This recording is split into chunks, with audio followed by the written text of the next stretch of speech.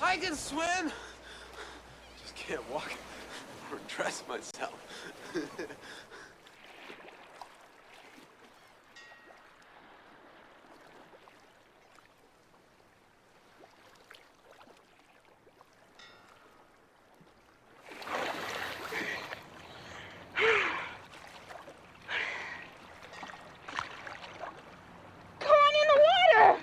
Take it easy. Take it easy.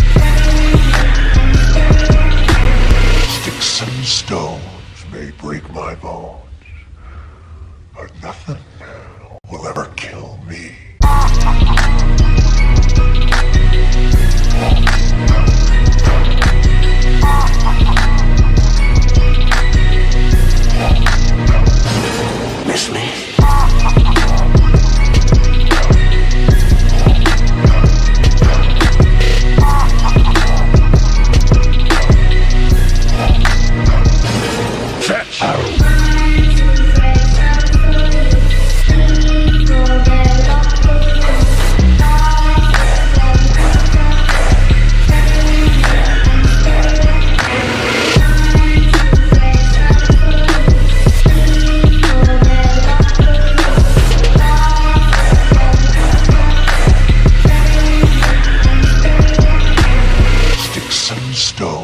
may break my bones, but nothing will ever kill me.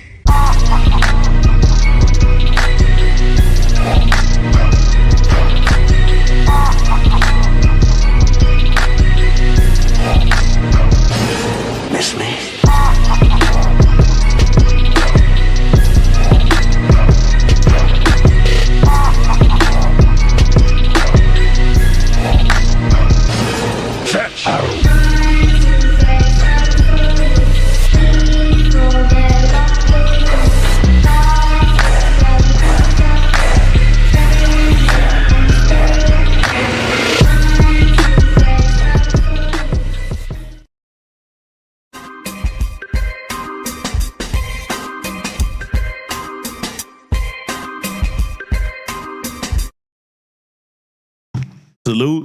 Salute, and welcome back to the Black Ocean. Now, so we're getting deep in with your host, the one and only Great Black Shark.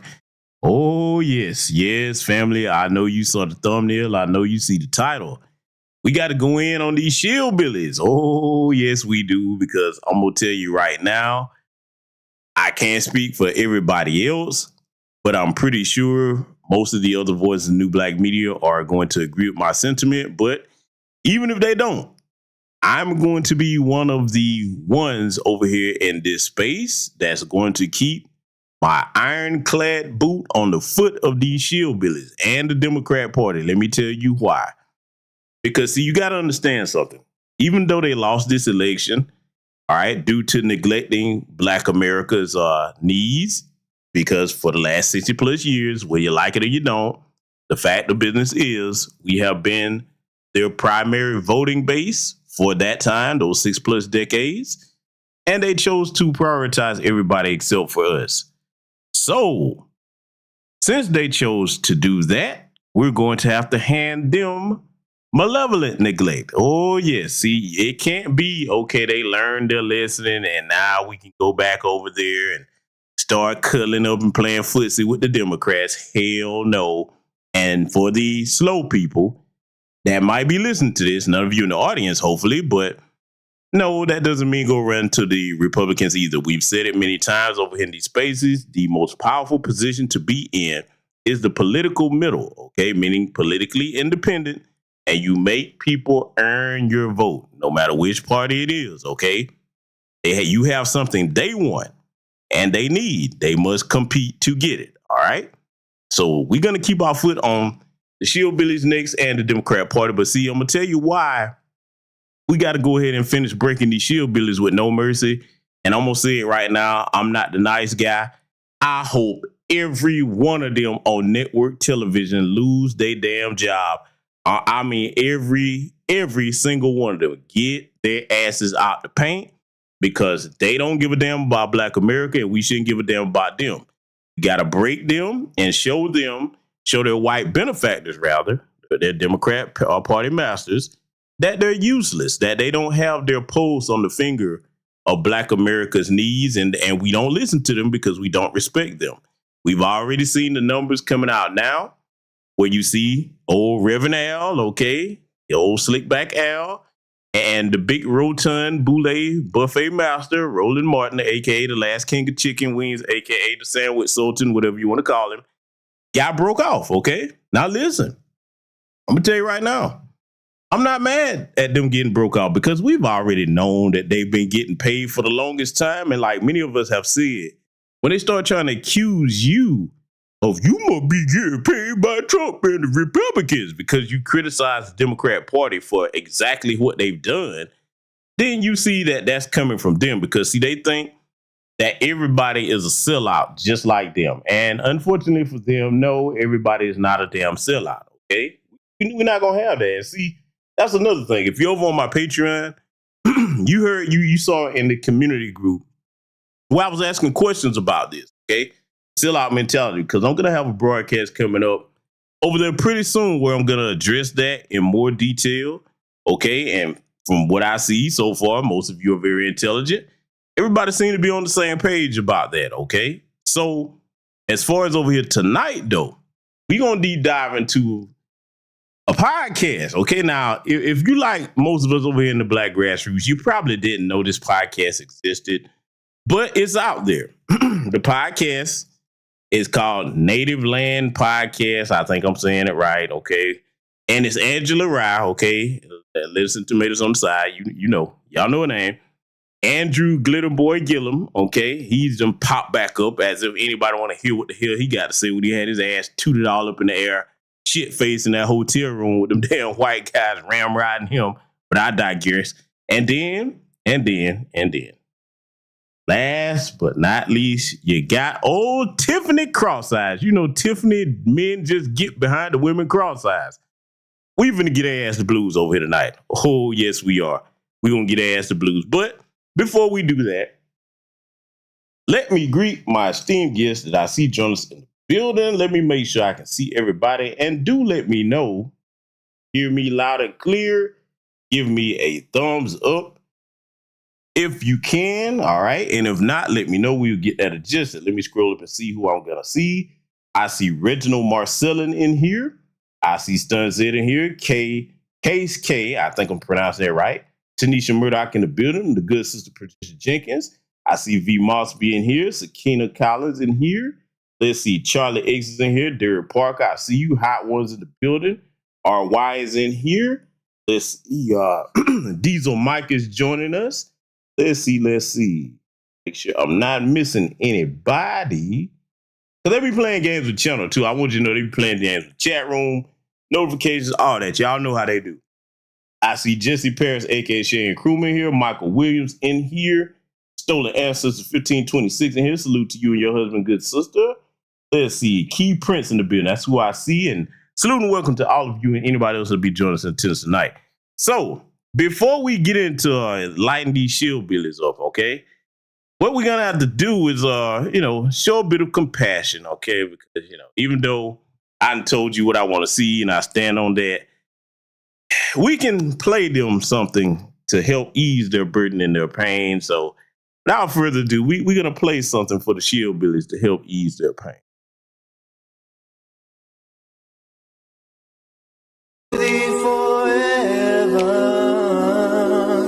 Forever's gone away.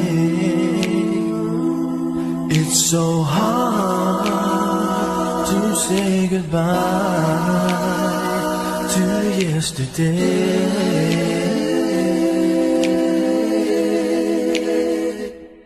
I don't know where to go. Is going to leave. All I know is where we've been and what we've been through.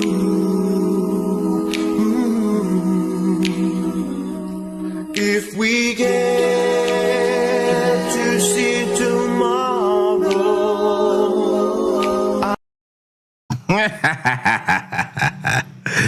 Oh, shillbillies, if we have anything to say about it on the black grassroots, you won't see another tomorrow being buck dancing paid shills for the Democrat Party. We're going to get you out of paint. Oh, yes, because they deserve absolutely no compassion and no sympathy. And let me further break that down why I say that, okay? Family, I want y'all to understand something. We're going to get what we're supposed to be in Black America and the empowered state that we want to be in, not just for ourselves, but for future generations. We got to cut showing our enemies that slit our throats compassion out. That's got to go by the wayside, okay?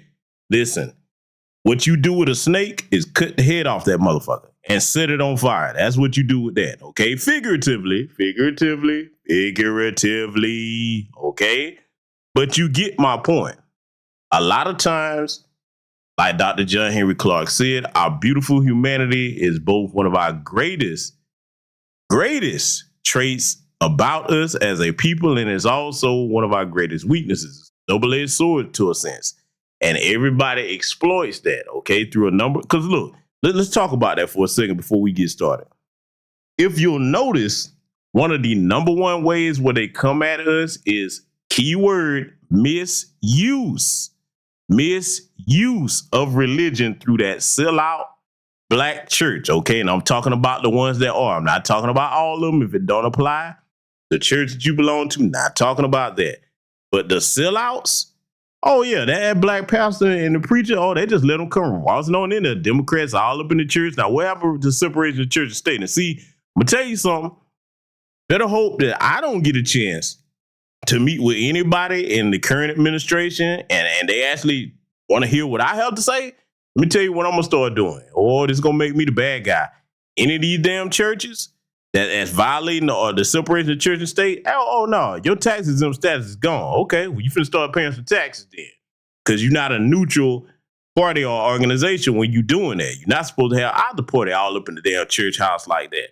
But see, mark my words, I'm gonna push for that. That's something I'm gonna push for. It should be nationwide because see, let me tell you something, family. When it comes to us being what we're supposed to be as a people, there's a lot of people that are actually afraid to be what we're supposed to be, which is empowered, not at the socioeconomic bottom. I want you to think about that for a minute. There are a lot of people that they'll talk a good game, but when it comes time to actually move something and change things, oh, they start getting scared. What the white people gonna think? Oh, and then look, this is called what it is. A lot of them up there, they chasing interracial sexual access. Okay, they scared what they little boo thing or gonna think if they say certain things or if certain things come to pass as far as reparations or anti-black hate crime bill. Let me tell you something. We'll have to start throwing them people on over there with the Democrats too. Okay, they gonna have to go if look. Here's where I stand with it. In case I haven't made this unequivocally clear, if you put anything above your people, especially when no other group does that for us, then you need to get on over there with them folks that you value so much. Now, I know a lot of people like, well, you can't do that. How you gonna do that? Yes, the hell you can. And I'm gonna tell you who does a great job of that, whether you like them or not. There are certain things I do respect about them. The Jewish community. Go over there and pull the crap that some of our own in Black America pull. You try that in the Jewish community, you will be persona non grata. They're like, oh, okay. All right, your name is Mud over here amongst your people from now on. We excommunicating you. Ain't nobody gonna put their hands on you touching them, but nah, you may as well go on over there with them folks that you betrayed us for. All right? Now, that's one thing I will give them credit for. They don't play the radio about their people going against the grain, where they good, bad, right, wrong, or indifferent. They're like, listen, if we riding this way, this is the way you better ride, okay? Let me tell you something. Some of y'all better get accustomed to that if you really want to get where we supposed to go. That's got to become a standard, okay? It's got to become a standard. It can't be something that we do every once in a while. It can't be something where you be like, well, I kind of like so-and-so. Oh, man, I ain't got nothing against me. Let me tell you something else that you'll never hear me say. I'm speaking for myself. The things that are detrimental to our community, I don't care if it's an athlete, entertainer, whoever, you're not going to hear me saying, when it comes to something that's detrimental to the image of our people, shout out to certain people. I ain't got no problem with them. No, man, fuck them. If you making black people look bad, I ain't shouting you out. I have no respect for you. I'm not trying to say I like none of the stuff you got going on. Because, see, that's another thing we got to address. Let's put the Shillbillies, let's put the sellout class, entertainers, athletes, whoever, let's put them to the side. You know what the other half of the equation is a lot of time in Black America? To get where we're trying to go, you must possess the right thinking. And a lot of times, this is something that a lot of people, all of us, really gonna have to look within ourselves and ask ourselves this question. Are we really addicted to certain things that are just no good for not only us, but for Black America as a whole? Huh? Oh yeah, see, a lot of people don't like it when you talk like that, because see, it's all cool until it's time to cut off some of these favorite entertainers that they cool. Well, wait a minute now, man. I kind of like them. Why? My question is why? Why the fuck do you like somebody, especially any of them celebrities? I mean, any of them, all of them that you saw that was up there stomping and campaigning for the Democrats. And let me tell you why I have no mercy on them at all. I don't want to hear nothing about they was pressured to do anything, because if they would have kept themselves out of certain situations, they wouldn't be able to pressure them. Watch this. In case anybody want to argue what I'm saying, want my audience to give me the answer to this question right now. Who did you see Cat Williams campaigning for? Answer my question. Come on, talk to me. Before we get into this, this is for a reason. Did you see Cat Williams campaigning for either political party? Did you see him at either political party's rally or convention or whatever? Did anybody see him there? Or I'm asking this question for a reason because I'm about to thread a needle right here. We're going to make this real uncomfortable for certain people over here tonight. Talk to me. Oh, I'm looking at my chat room. I see, yep. I'm seeing it right now because I want y'all to inform me if you saw it because maybe I missed something. But I'm going to say I didn't see Cat Williams advocating for any of them. Now, let me tell you why I brought that up. You see, it ain't even about liking Cat Williams. I'm using him as a baseline example. When you're independent of them folks and you're not dependent upon them for your daily bread, especially if you have a talent and you believe in yourself enough to become your own boss, go out here and you route with the people and they route with you back, then they can't control you like that, okay? At least not directly, where they can just pick up a phone and say, hey, listen, you got that movie role coming up. Now, if you really want to do that, I need you to get out here and campaign for Miss Tubwashed Greens. Huh? Bottom line is this. I don't feel sorry for them people because they put themselves in them positions, and 9 times out of 10, most of them that was up there campaigning for the Democrats, they really do think they're above the people, you in the audience, that put them where they are. Let's be honest. Let's just deal with the musicians, okay? We all know that at most of these concerts that these folks have, their audience is predominantly white, okay, or white adjacent. However, let me tell you why you're still important. Because before they got to their point where most of their audiences that paid to go and see them with them overpriced tickets, okay, or white adjacent audience come to see them, you know who got them to where they are? You did. You, we, all of us. If we don't say it's hot, if we don't say it's trendy, it does not move. Do you understand me, family? I want my people to understand what your power actually is. And when you have power, your power is to be respected. You can lend your power to people to elevate them, and you can take it away and watch their asses crash and burn. So I apply that not just to the Democrat Party and the Shillbillies, but them bootlicking ass celebrities, because see, it's time that we set a standard. And see, you think about this small victory here that we got by letting them crash and burn, the Democrats. Don't you know? And see, this is the dangerous part about black people like me with a microphone. Don't you know if you take that same conviction, take that same focus, take that same thought process and that same energy and apply it towards other things in life in Black America, don't you know you'll make the same kind of progress? See, that's how I like to talk to my people. I like to see sometimes, and I do understand why. As a people, we've been conditioned to think that we cannot achieve more than the condition that we've been placed in because it's artificial. It's been designed. But see, when you start thinking, hey, wait a minute, let's come up with some different solution to get out of this. We're not looking to nobody to do it for us. We are our own cavalry. And we're going to start cleaning up the mess within so that we can make progress. When you get your troops right at your own base, okay? When you get your troops right at your own base, then you go out and you can achieve the victory that you need. You can't win if you got double agents amongst you, okay? So I'm just saying, I want you to keep that in mind as we get ready to examine this here tonight because, man, let me tell y'all something, boy. These Shillbillies, if any of y'all were thinking that, okay, they done learned their lesson, man, they're going to turn over a new leaf, things are going to be different. Maybe some of them will come around. Let me tell you why I'm not with that, where they turn over a new leaf stuff. And y'all better pay attention to this because I'm also going to have to put together a broadcast, probably going to do this on X, so I can get the family's feedback because this is a serious issue right here. You got to understand that as a gatekeeper, once you throw something outside the gates, it does not come back in. I know everybody want to say, well, we forgive people and give them second chances. You save that for something minor. You don't apply that to these faces up here on this screen. These bastards and bastresses are compromised, okay? They are compromised. Do you hear what I'm saying to you? You think about it. Everybody in here has heard that old joke or that old analogy about the snake, okay? In case you hadn't, you're a younger person, I'm going to give it to you straight. Everybody heard the joke or the parable about the snake out in the cold, and you go and get the snake. It's out there saying, please take me in, I'm freezing to death. Hold on, let me do this in voice so it resonates. Help me. I'm freezing.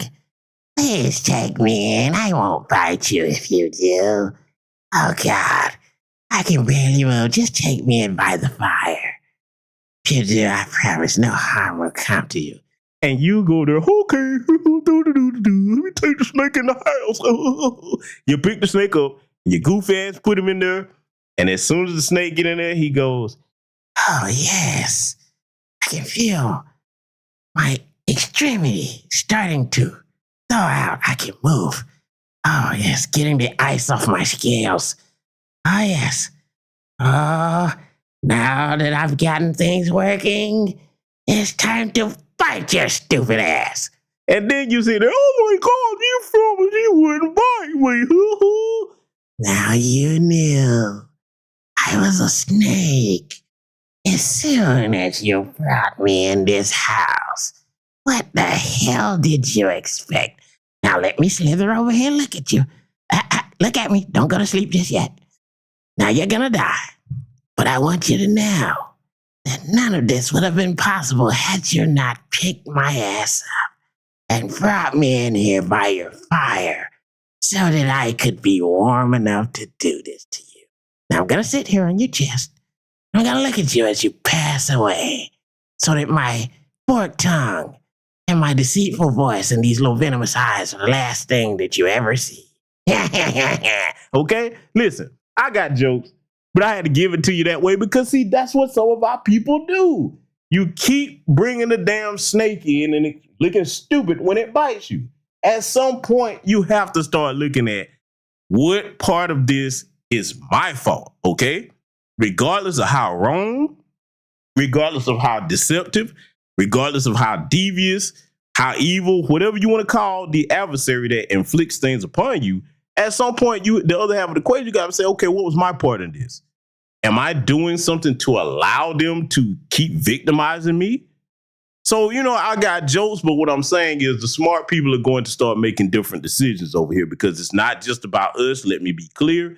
This is about future generations and setting a tone.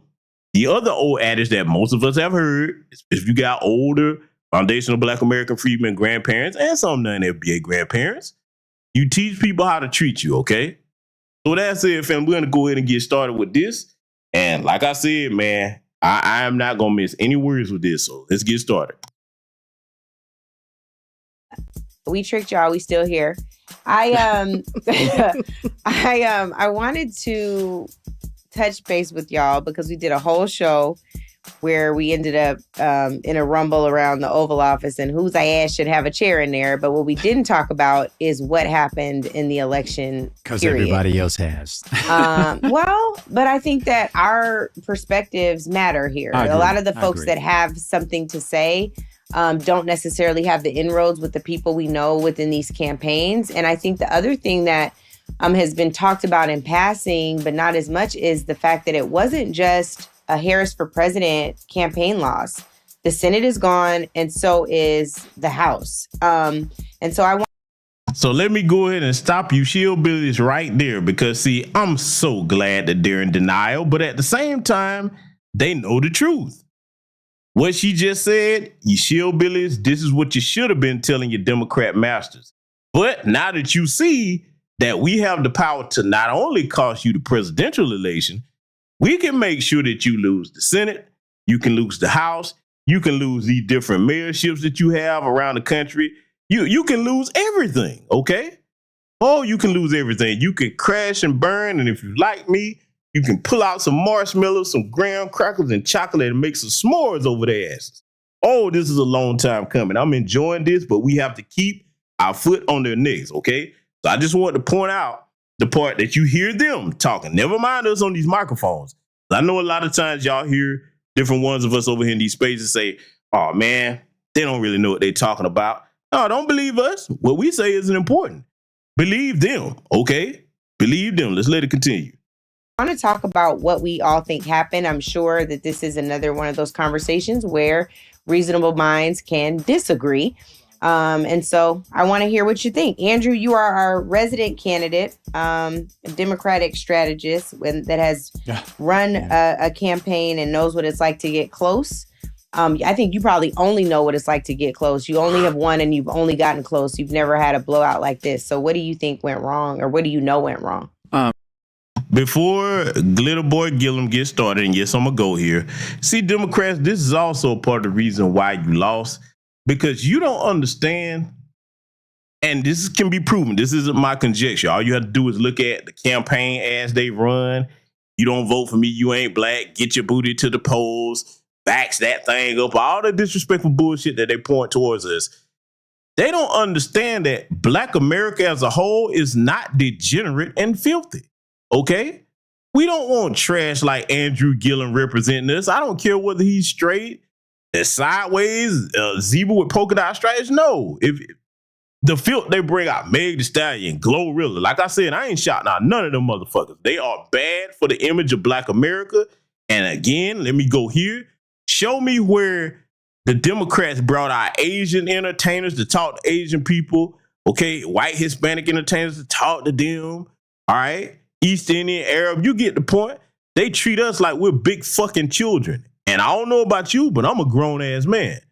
You ain't gonna come, when it's time to talk business, you gotta come at me like I'm a child, okay? And that's what the Democrat Party has been treating Black America, like big, stupid, degenerate children. So when it comes to Glitter Boy Gillum here, nah, this is relevant here with what he's got going on. I'm gonna be the one to say it. You had your ass face down, ass up in the air, passed out, because you was sitting up here living a double life. Man, shame on boy. So I feel bad for his wife in a way, but maybe she already knew what he had going on. And we don't know what kind of arrangement they had. But nonetheless, we don't want him representing us. And it's not just because he's sassy. Hey, man, you sitting up here trying to hide it and trying to deceive people. And we already kind of sort of look about you. And see, that's another thing. Most foundational Black American freedmen men and some on code non-LBA brothers, we don't look at the Democrat Party, and none of the men that they put out in the front don't represent anything like us, okay?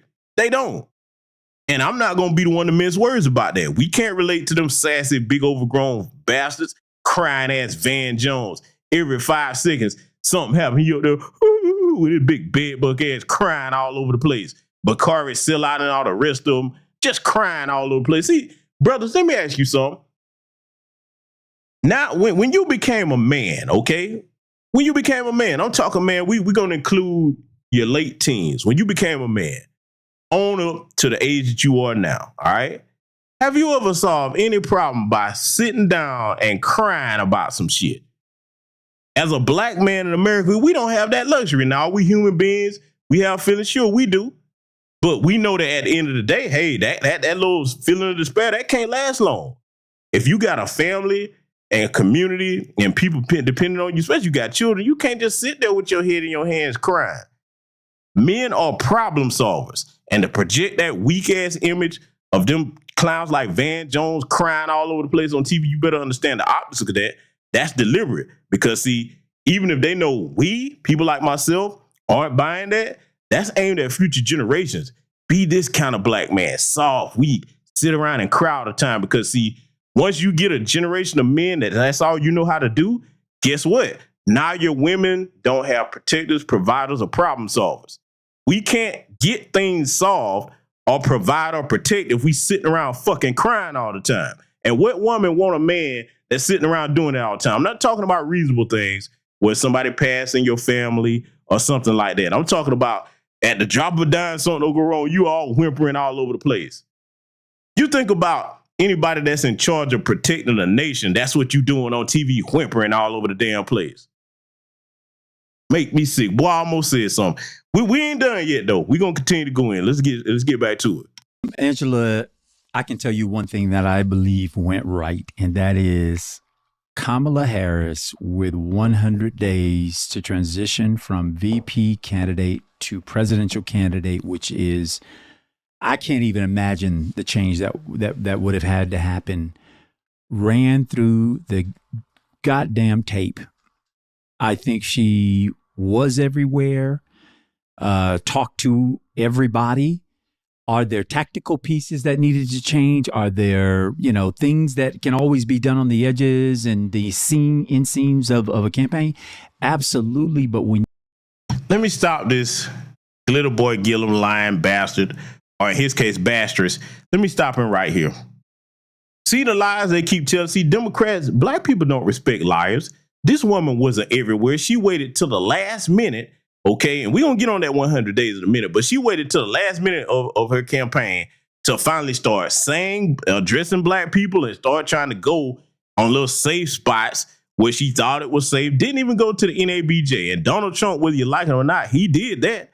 There's one thing you got to respect about Trump. He will go where his adversaries are. He will go there.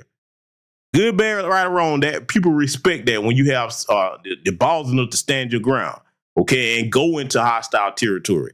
She was avoiding that every chance she could, okay, every chance she could until the last minute. So don't tell this lie like she was just out everywhere going to talk to the people. No, that's what her little white Democrat campaign strategist told her to do at the last minute when they realized things was going south. And see, now let's deal with this 100 days thing. I don't want to hear this. Because yes, all of us know that in order to prepare to properly run a campaign, you got to start at least 2 years out, okay? At least 2 years out. You got to start laying your ground game 2 years ahead of that. But see, I'm going to tell you why that really doesn't apply to her. All she had to do, if she wanted to win, was go out here and do right by black people. See, think about this. For the people that just be like, man, you just don't like Kamala Harris. Okay, I'm going to tell you something. We ain't going to say nothing about her greens or none of the cosplaying goofiness she was doing. If that woman would have came out and said, okay, y'all, look, because it was rotten how they did Jim Crow Joe. I give him that, even though I don't feel no sympathy for that senile bastard. But let's just say she was like, all right, cool, I'm going to go ahead and accept this nomination like she did. If she would have came out the gate and said, hey, y'all, look, I'm the nomination. I'm the person that's going to run for the presidential candidacy over here on the Democrat Party side. Let me go in and let you know right now, we didn't really do right by our main voter base, which is Black America. We're going to change that now. And I'm in good faith. We're going to go ahead and start doing some things while I'm here to show you that I mean this, that now that I'll be in charge, I can take things in a different direction. Let's go ahead and get these reparations going, anti-black hate crime bill. We're going to have some serious discussions about this and move forward with some action. If that woman would have came out talking like that and going to black people saying, hey, look, let me not tell you about some manufactured bullshit when we sitting in here in the worst economy that most of us have ever seen in our lives. If she would have said, hey, look, I get it. I wasn't in charge, okay, even though I did have some sway. But if y'all want to take this in a different direction, tell me what you want. See, that's how somebody that wants your vote really goes about things. You go out here with the people instead of you telling them about something. No, you say, hey, listen, how's it going for you? I get it. I can't relate to you. I'm not living off your salary or what have you. I don't know what it's like to struggle like you struggling, but I'm here now. Talk to me. What do we need to fix? What do you want to change?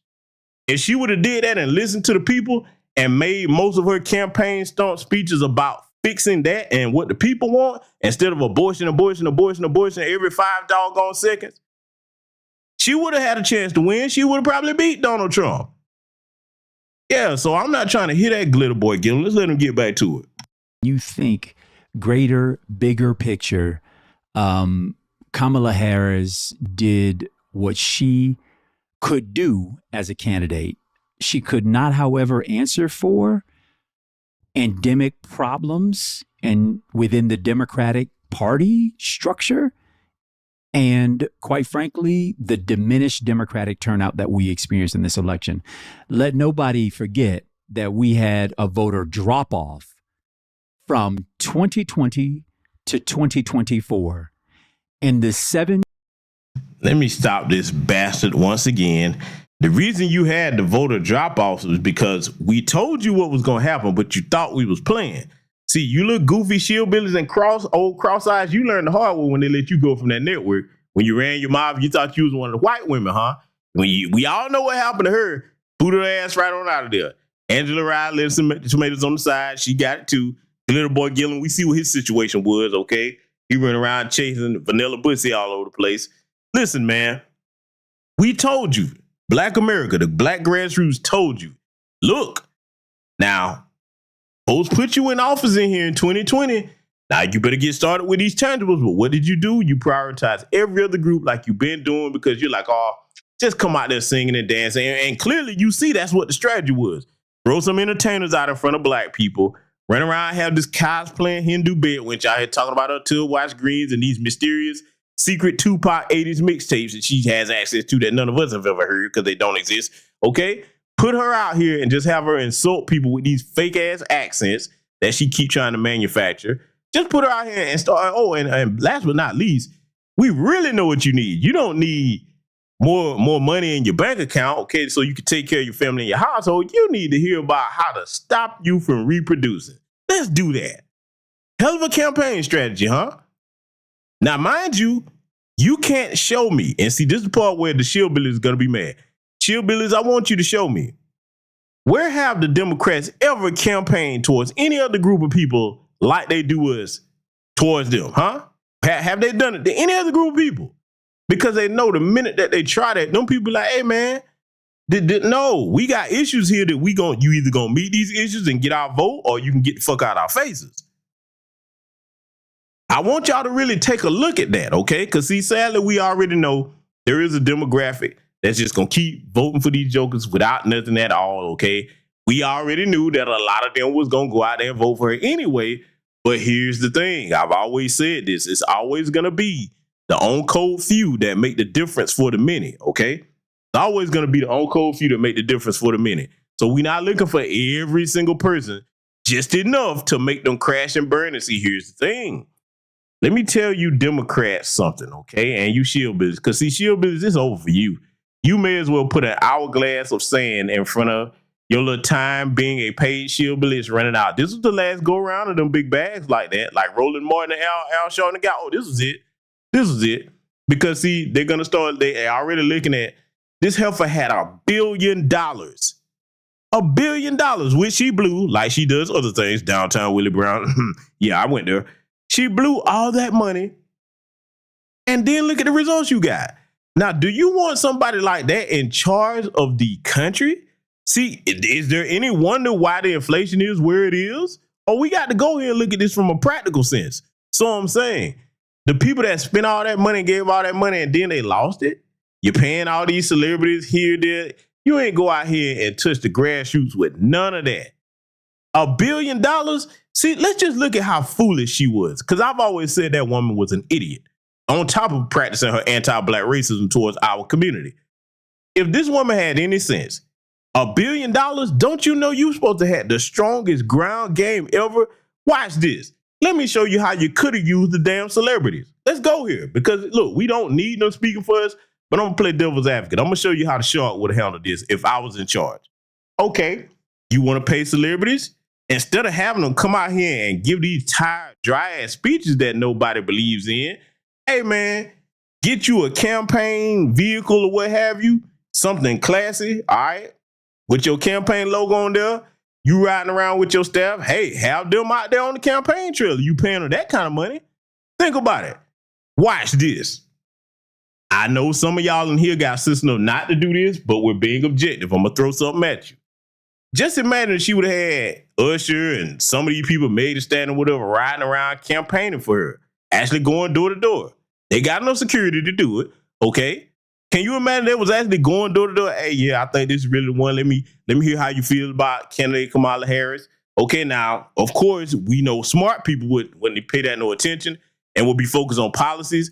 But since those that voted for her, just think about if they would have tried to do that, okay? Now, it still would have failed when you ain't talking about no policies, but I'm just saying at least people could say, okay, you did put a lot of people out here on the ground campaigning for you in some innovative ways.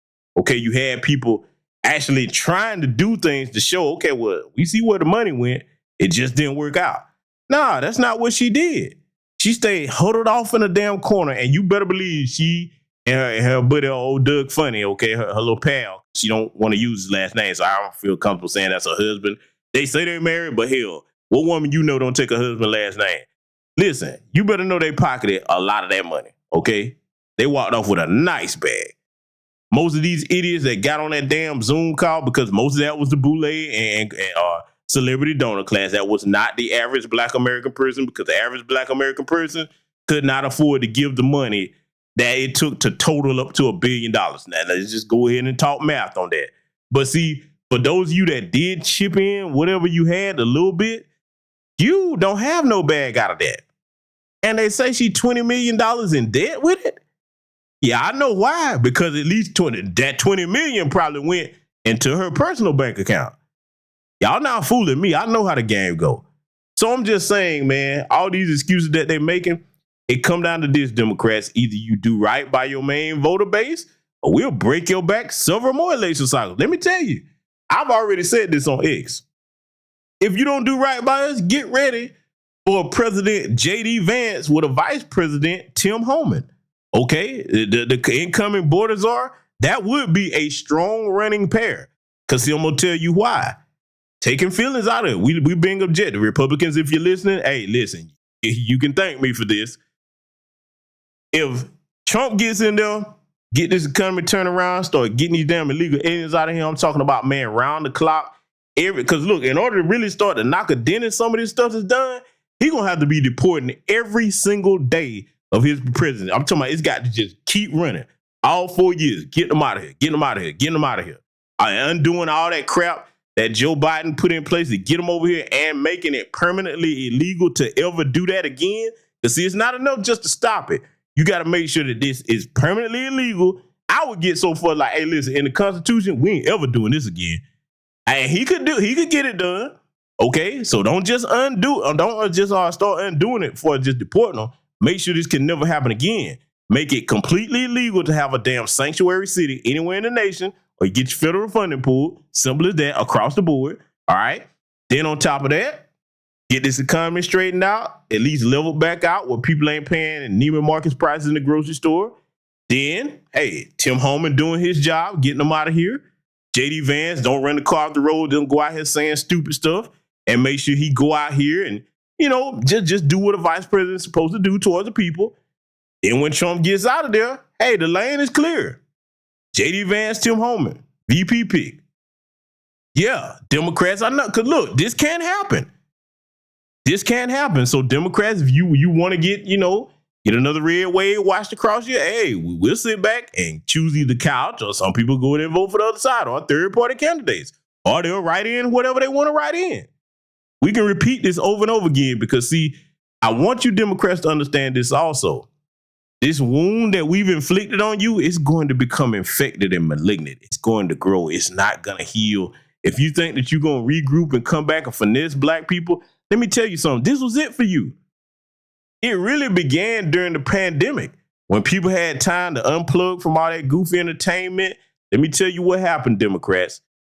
Too many of us woke up to the point that we're like, hey, we got some serious issues we need to be focused on now that we can't self-medicate with all this distraction. And enough people stayed awake enough not to go back to sleep again. You're not going to put that core group of us that inflicted this blow on you back to sleep. In other words, what's going to happen, the reason why I say this wound that we've inflicted on you is going to grow. More and more people are going to start looking at what we're talking about. They coming over to whether it's my platform, others with bigger platforms than me, the average everyday person on the street. The black grassroots has gotten these conversations in the air, and now you're going to have to deal with us. Or if you're not going to play ball and do fair business by us, hey, you can crash and burn again. It's Hindenburg time. Let's let it continue. States that were battleground states where Kamala competed on the air, was very present, tried to make her case. She lost to Donald Trump by basically 3 points on average between those states or less. And states. See, this is another thing why I can't stand that lying. Let me tell you what you do, family, in case you've never done this, because you know me, I'm a numbers guy over here. Don't just look at that on the surface, what they're saying that Trump got for us, like people to vote for him. Go look at it by county, okay? That percentages are far higher as far as black people that voted for Trump this go around. See, that's the part they're trying to hide. Oh, yeah. See, don't take my word for it. Go look it up for yourself.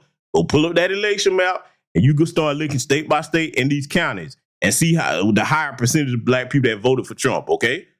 Go look at that. So he's sitting there trying to minimize it. But see, this is the thing about the Democrats. Instead of dealing with reality, they want to deal with lies. You can't get anywhere dealing with a damn lie. Nothing can be built on the foundation of a lie and stand the test of time. It's just not going to happen. It's just not going to happen. Let's let it continue. That she did not compete, meaning they were not They were not battleground states. She lost by 6 points or greater. What's the point there? In places where people got to hear her, where people got to hear her defense and what she stood for, she closed the gap between Donald Trump and Republicans by 3 points. Of industrialized nations where, and I know people were like, well, we don't live in industrialized, we live in the United States. Well, listen to this just globally. Globally, the incumbent parties, be they conservative or liberal, and democracies all across the globe up until getting to ours, the incumbent party and leadership were walloped across the board. The United States, of all of those developed nations who had democratic elections, had the smallest defeat of any of the other countries. I think that's important to understand because Kamala closed a very significant gap. It should have been worse. And the reason it should have been worse is I got to retort back to James Carville. It's the economy, stupid. And I know we've been talking a bit about whether or not there is some duplicity in people believing in that message. But when you can take Black men's support to low 20% and Latino men's support to 50% plus, a 25-point shift in a cycle, we can't just trump it up to what is a significant issue here, which is that of race and gender, including amongst these two groups that I just mentioned, as being real impediments to Kamala's ability to scale that additional hurdle. Let me stop this bastard yet again, okay? See, this is another thing that they just won't learn. When you mention Black America, you don't mention anybody. There's no and. See, that's another thing y'all don't realize. Every time you do that, you piss my people off, okay? You don't say Black and nobody. There's no Black and Latino nothing. That's something else. We're going to continue to break the backbone of that crap. There's no Black and brown nothing, okay? You don't mention them or no other group when you're talking about us. We did this to you alone. But see, that's to put some psychological salve on the wound. They just don't want to accept that we did this to them alone, okay? You're not going to try to make it about a gender issue because, like you said, it is the economy, stupid, and it's the security of the nation. You got all these illegal aliens flooding over here, and then to add insult to injury, you subsidizing them with our taxpayer dollars when you got Black people right now across the nation, some listen to this broadcast tonight, would like to start businesses. You can't go get none of the financial resources that these illegal aliens was getting. You out here driving without a license, you can't get away with that. They pull your Black ass over. Oh no, they gonna take your car, impound that, and you going to jail. You can't be riding around here with no license, no insurance like that in these sanctuary cities. You don't have a sanctuary city to go to. None of us do in Black America, okay? You're not gonna get 6 months assistance on your rent like they getting, the migrants. You can't go stay in the Waldorf Astoria and all these high expensive hotels, okay, the Hyatt and all of that, and then have them pay for your room and board, and then you tell them, I don't like the food that you're serving me. It is not accustomed to my palate. I don't like this. Take it back. You can't do that, huh? So see, they're not gonna mention all the problems that this Biden-Harris administration caused. And see, they kept trying to do the thing where they separate her from that administration. No, it's the Biden-Harris administration. She had a hand in everything that has happened to us. Okay, she did. That's not a lie. You can look at it and see, look, the vice president is a tiebreaker on most of the decisions that are made up there on the executive branch. Okay, she is. That's a fact of how government runs. They always talk about take a civics class. Nah, these motherfuckers need to take a civics class. That's the truth. People are not stupid, no matter how much you sit here and get the mass media machine behind you, no matter how much you get these idiots like you see on the screen here, tell the same lies over and over because they hand the script down from the top. None of it affects what people live in their daily lives, okay? That's the long and the short of it. But see, with them, they're not going to face those facts. These idiots are clueless because let's be clear. They don't have KaMammy's money, But there are a couple of about 3 or 4 steps below her to the point where they're just above the average American person. Okay? Now let's be clear, they struggling. Oh yes, these faces on this screen, oh, they are not comfortable as you think. They are struggling. They are struggling. You know why? Because they too heavily involved with the cape on, because that's why they keep caping so hard to get them little crumbs that Roland Martin and Al Sharpton got. Oh yeah, they wanted to get them crumbs next. And see, look, let me tell you another reason, Shillbillies. None of you have come out and started doing it publicly yet.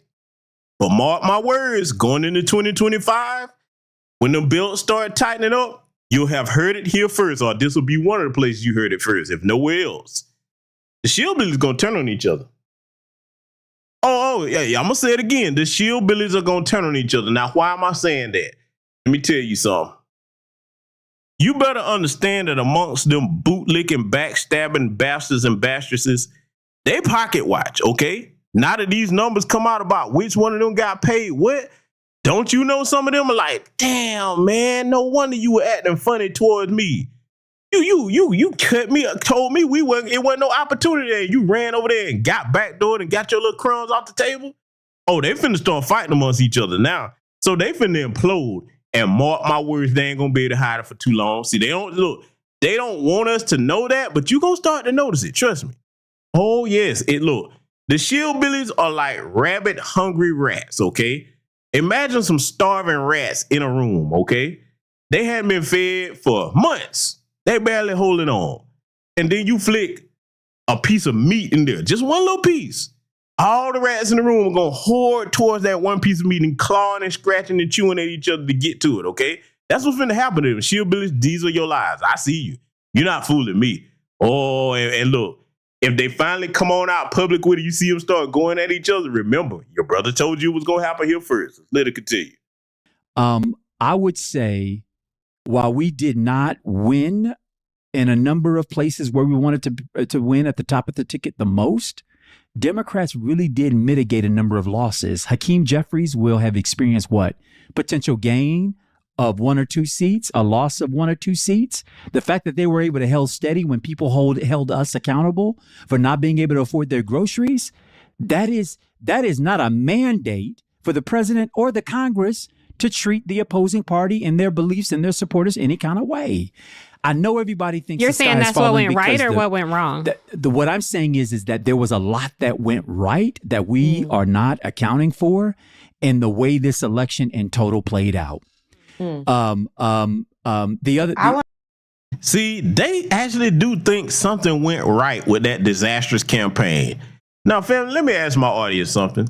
What do you think went right about the Kamala, the Harris Waltz campaign? Okay, with his weird ass tampon Tim putting damn tampons in men's bathrooms. Weird bastard. I'm so glad that they took that L, man, because now we're gonna have at least 4 years of normalcy where you get men out of women's sports. You're not gonna have these men going into women's bathrooms and all this other crazy nonsense. Okay, but now, what do you think went right about that campaign? Mind you, they wasted $1 billion+ to the point that she's 20 million in debt, and that 20 million in debt, nah.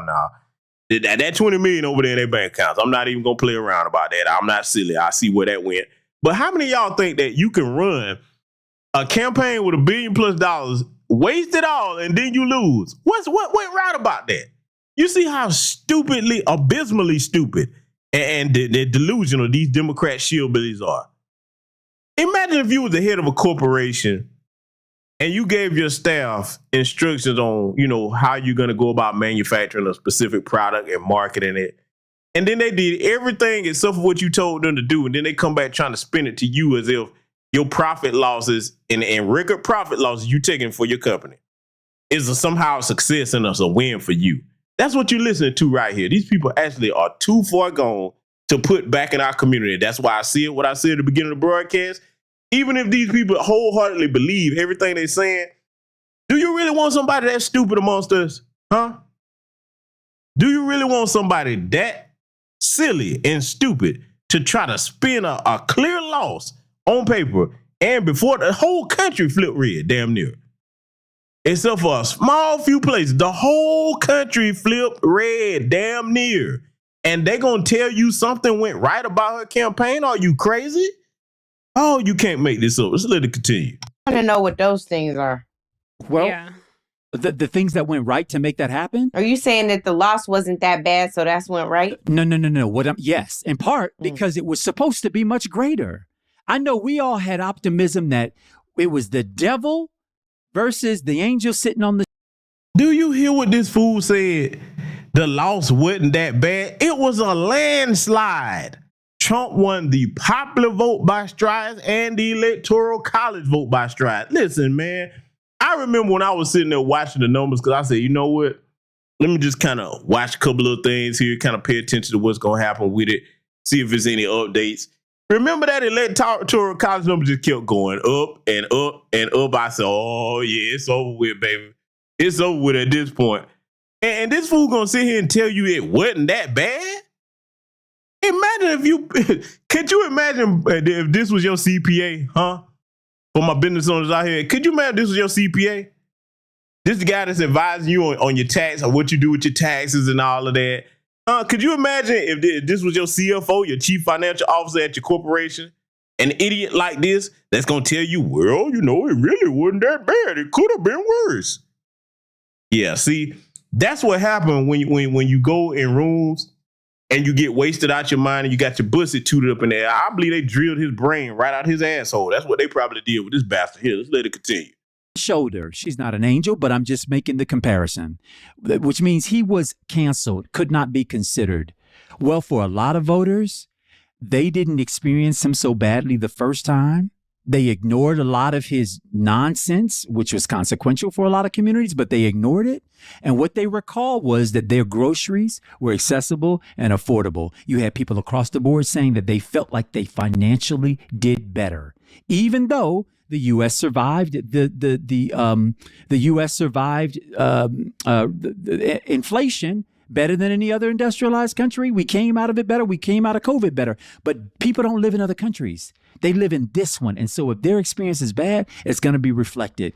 Y'all, I think there were a lot of contributing factors to the loss that Democrats experienced. But I always felt like this race was either going to be like this, neck and neck, or that it was actually going to be a demonstrable win. I was hoping that demonstrable win was going to be in favor of Kamala Harris. But if you look across these battleground states, the blue wall collapsed, not terribly significantly, but enough for us not to win those electoral votes. And let me pause this once again. And we've all saw what the aftermath of the political map looked like. This fool gonna tell you the blue wall collapsed, but not significantly. How, when you look at that map, whether you saying the popular vote or the electoral college, you got your asses stomped. But yet this fool is gonna sit here and tell you it wasn't that bad. See, let me talk to everybody in this audience, especially younger black people listening. If you want to be successful in life, and I posted about this in further detail on my Patreon here, but if you want to be successful in life, the first step is you can't be lying to yourself about things. You got to deal with reality, okay? And you got to study not just the wins. The winning is the easy part, believe it or not. Acquiring power, that's easy. That's far easier than maintaining it. If you want to maintain any power that you have, one, like I said, you got to deal with reality. And number two, you got to study the losses, not the wins of prior successful people. Let me tell you something right now. If you've never adopted this theory or this philosophy, this is one that I use throughout my life, and I am a very successful man, okay? Let me tell you something. You need to study the losses, not just of individuals. Go back and study historically the losses of empires. Look at the things that they did wrong when they were at the height of their power. Whether you're looking at Julius Caesar and how he betrayed and treated his people that were most loyal to him, to the point that you saw how that ended in history. Whether it was Nero, okay, Caligula, people that abused their power. All right, take it on further back as far as you want, anywhere around the world. Start looking at the losses that great empires or individuals took. And then you apply that to your life and say, okay, see, this is what went wrong here and here. Let me make sure that if I ever acquire any type of power in my lifetime, let me make sure I do not do these things, okay? See, that's what smart people do that are successful. That's how you see people with any sense maintain their success, because, see, I'll posit to you this. The minute that you start doing the opposite, the minute that you just only start looking at your wins or how other people win and you don't study what could possibly cause you to lose, mark my words, you are on your way to losing the things that you built up. Because, see, you have to remind yourself to stay humble enough to recognize that, hey, you got flaws. You don't have the answers to everything. Anybody that walks through life with arrogance, that's not a strength, that's a weakness because it blinds you to reality. Now, you apply that to how they're thinking here. That lets you know that they still don't get it. Oh, but you're going to learn because we're going to teach you. Or we're going to teach you. Let's let it continue. And we got to get inside what the hell working people in this country are thinking. And when I include working people, I'm not talking about white rural folks. That is not a synonym for working people. Working people are black, brown, everything in between, who felt like this party was not doing their bidding.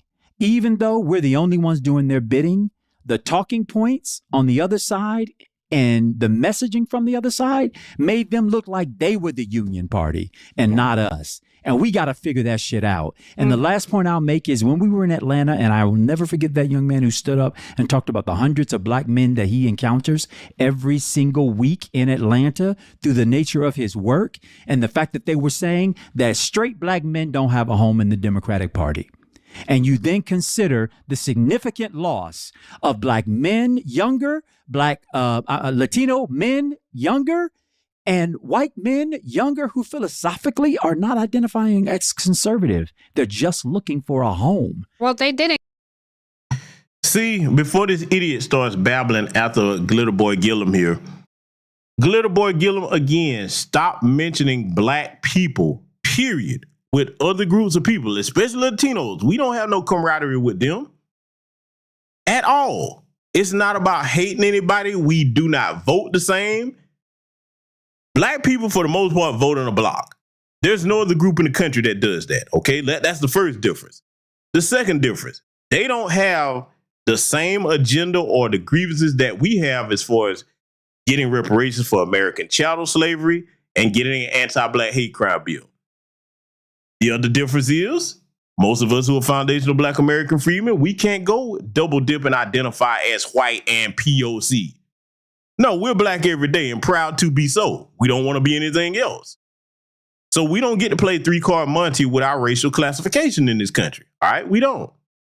So that's just a few reasons why you need to stop mentioning us with them. And then last but not least, we don't have no damn black and brown coalition because as I said, show me where their politicians on a major stage or their entertainers or their most notable corporate figures advocate for anything having to do with black America and say, hey, they say black and brown, we gonna say brown and black. When we up, they supposed to be up. It would be different if they did that. You would hear me talking different.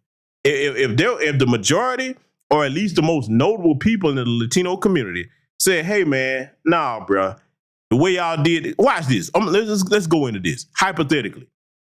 When they passed that Asian hate crime bill, if Latinos and the Latino, their version of the Congressional Black Caucus, okay, the Hispanic caucus, if they would have said, hey, man, no, wait a minute. Y'all did this to our black brothers and sisters. Why you didn't include them in that hate crime bill? Nah, we going to ride for them on this. And what's up with getting them their reparations? Nah, they've helped us out over the years. Now, we going to stand with them. Whatever you do to them, you're going to do to us. And look, if you don't support them, all right, we're going to stand with them and boycott whatever they want to boycott. Even if that means not vote for you. Now, if they was talking like that, you would hear me singing a different tune. I'll be like, nah, man, they've been riding for us, man. But they don't. And you can't provide any evidence of them as a collective in positions of power doing that. So that black and brown bullshit, get that the fuck out your lexicon. Just because you party with somebody, that doesn't mean that they down for you or cool with you. After the partying stop, they go back to their community and advocate for their people, as they should. Now it's time for us to do that. So now, when you listen to this fool carrying on in the manner that he's carrying on here, he's not looking at the fact that, okay, Andrew Gillum, let's look at the facts. You say that we said, and we did say it, there's no home in the Democrat Party for straight black men. Show me the straight black man that you got in the party that actually is respected. Not just amongst us, but where's the Democrats? Think about it. You know what I'm about to say doesn't exist. Who's the straight black man in the Democrat Party that's calling shots? We can't say Barack Obama. Okay?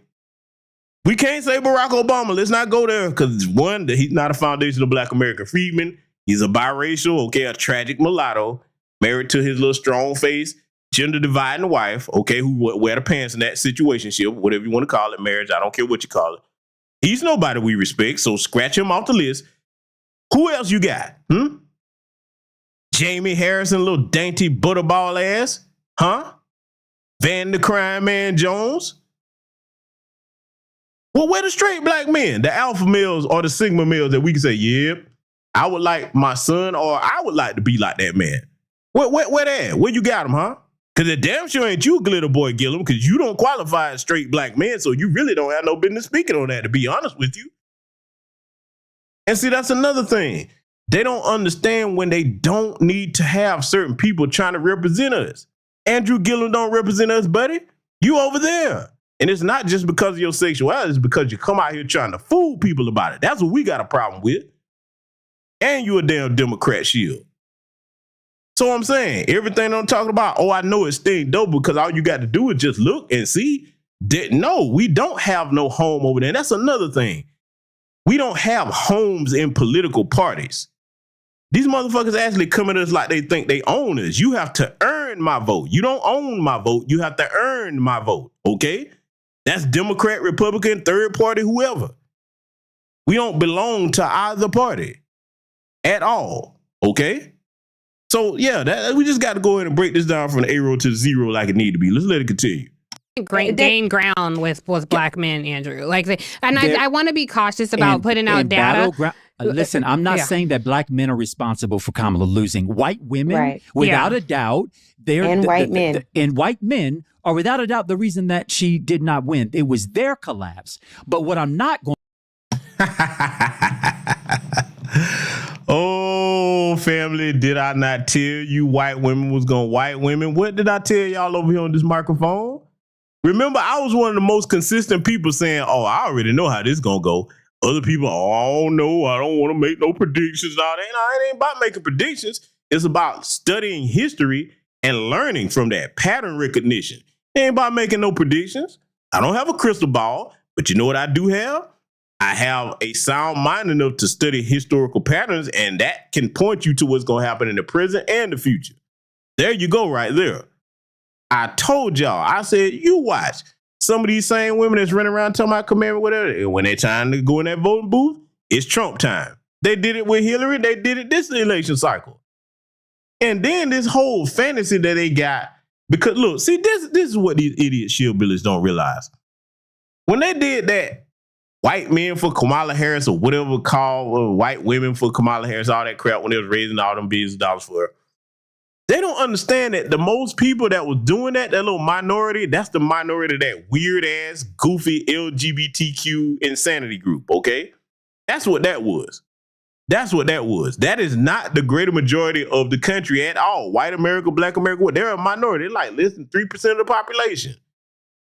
Did you really think that because those goofy weirdos into all that nonsense and wanting to prey on children and stuff, you really thought that was the majority of white America? Did you really think that? Most people in the country are socially conservative. If you don't believe me, hell, go look at the political map. That's the reason why most of the country flipped red, because at heart, most people are conservative. And this time, what they're not counting on is, here's another thing I hadn't heard most people talking about. The situation got so bad under the 4 years of the Biden-Harris administration, you made people come out that have never voted before in their life and say, oh, hell no. Anything but them. Huh? No matter which way they voted, whether they vote for Trump, a third party, where they're like, I got to get up and dust this vote off now. They're not really talking about that wild card either. A lot of people that had never voted before said, oh, nope, this was too important. I got to do something. And of course, compare that with the people that chose the couch. There's so many factors they really not talking about from a realistic standpoint. We're going to talk about it over here tonight, though. So no, Glitter Boy Gillum, we don't have a representation of straight Black men over there. You can't relate to us. None of them clowns that I named earlier can relate to us. And look, just to be honest with you, that's okay. We don't have a problem with that.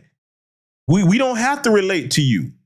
Because all that stuff that party promote, you can watch this. Where my brothers at in here? I don't care whether you FBI or non-FBI. I'm gonna ask you a question. I want you to tell me what you think. If you are a family man over here in my audience tonight, what values of the Democrat Party align with your family? Think about all the stuff that Kamala Harris was pushing on her campaign trail. Because we all know what the main issue was, but all the rest of that nonsense. Is there a black father in here that you gonna be okay with your daughter, with some man going in the restroom that your daughter in because he feel like something that he's not? You gonna be okay with that? You gonna be okay with your daughter playing sports? Let's say whatever she doing, and then here comes some dude trying to compete against her in that same sport. You gonna be okay with that? Your nieces, your wives, okay? Your mothers, okay? Your sisters, your aunts. All that weird stuff that they promote that's dangerous to women, okay? What man in here is with that crap? What man is with them prioritizing other groups ahead of you where you're not going to be able to take care of your family by earning a decent wage on a job or making it clearing the lane for you to get some of those resources that they gave the illegal aliens so that you can start your own business? Are you for that? Are you for using your vote, the power of your vote, to constantly benefit other people other than your own community and yourself? Are you for them telling you to get behind your women and putting them in situations that they're not prepared to deal with and trying to put all that pressure on them to the point that they break down and boosting their ego to put them out there when no other woman has to do that? And I want my sisters to think about this. There's a reason why they keep trying to put that in your head, because if you look at your counterparts, the white woman, the Asian woman, the Hispanic woman, the East Indian woman, they're not running around trying to lead their community and their men because that's not their place. Like you all everybody want to say rest in your femininity. They do that. They do that. They know damn well that they are not built to carry the load of a man, and you shouldn't be trying to. But yet the Democrat Party, they'll boost some of our women's heads up, and then they wonder why they're so tired and so depressed and so hurt. When you step outside your natural role, whether you're a man or a woman, that's how it's going to be for you. You're going to have that unnecessary hardship. So I'm just saying, man, these people here that you listen to on this live over here tonight, they are so far disconnected from any one of us. And that's cool. We need them to stay over there because, see, what I'm advocating for, we got to draw a sharp and stern line of demarcation between them and us from now on going forward. So let me tell you something. You want the people listening to me over here, and you actually like that we made the Democrat Party crash and burn, and you got a small taste of what you can do when you're on cold, it's time for that to grow. It's time for you to get some more of that. If you got a craving for anything, you should have a craving for that, not just for yourself, but for future generations, okay? Because see, if this woman would have gotten there, people really don't understand. We dodged a hell of a bullet by making sure that she did not get that office. Do you understand where we would be? Black America would have been finished. Look at the policies they were promoting. But see, the people that they got all whipped up to go and support her off of symbolism and emotions, they weren't listening to or thinking about what we told y'all over here in these platform spaces. We told y'all to look at policies, look at numbers, look at everything that's going on around your community. Look at your personal situation. Is it easier or harder for you to make a living than it was before they got in office? That's what we kept the message on reality. It was up here talking about vibes and talking about feelings and all this other goofy shit that they was talking about. That works when you talking to brain dead children, but I'm sorry, that won't float with adults. Let's let it continue. Going to do is ignore that in some of these battleground states, Donald Trump got 10 points more than he did in the last election with black men, and doubled 20 points with Latinos. And so what I'm saying is we can't try to explain an academician through academic exercise our way out of the fact that we have an emerging problem amongst certain constituencies of these young men who do. You don't have an emerging problem. The problem for you is here. See, now you see why I'm letting you know we got to keep our foot on their necks, because they still don't. They think that this is a one-off. That's really what they're thinking. They're like, oh, that was just a fluke. This is a one-off. Nah. When you have an adversary that underestimates you after you've dealt them a blow, nah, you got to come back and aim for the ankles. Mm-hmm. See, let me tell you something. The reason why I'm saying that in a figurative sense, of course, reason why I'm saying that from a figurative warfare standpoint, because that's what politics is, warfare without bloodshed. When you want to collapse the structure of something, you aim for the foundation. You understand? You don't start at the top. No. You shillbillies are the foundation, so we're going to aim for you. And once we knock that foundation out of place, the rest of the structure will crumble. You understand? See, when you fight efficiently. You fight strategically. You use every available resource to your advantage. And then, once you secure victories, let me tell you what you do. Because this is where we are right now in Black America. When you go to re-engage the adversary, you don't come with the same tactics. Oh no, that downtime where you got that victory, you strategizing on new innovative ways to wage that warfare even more efficiently than you did. That way, when you come back out on the battlefield, they're like, oh shit, we did not know they had this new type of combat capability, okay? That's where you go with this. See, this is a beautiful place to be right now in Black America. It is. And see, we cannot do what generations before us have done. Get you a victory and everybody starts celebrating. Yay, we won. No. That's exactly why we haven't made the progress we should. People want to celebrate a small victory and just keep on celebrating. No.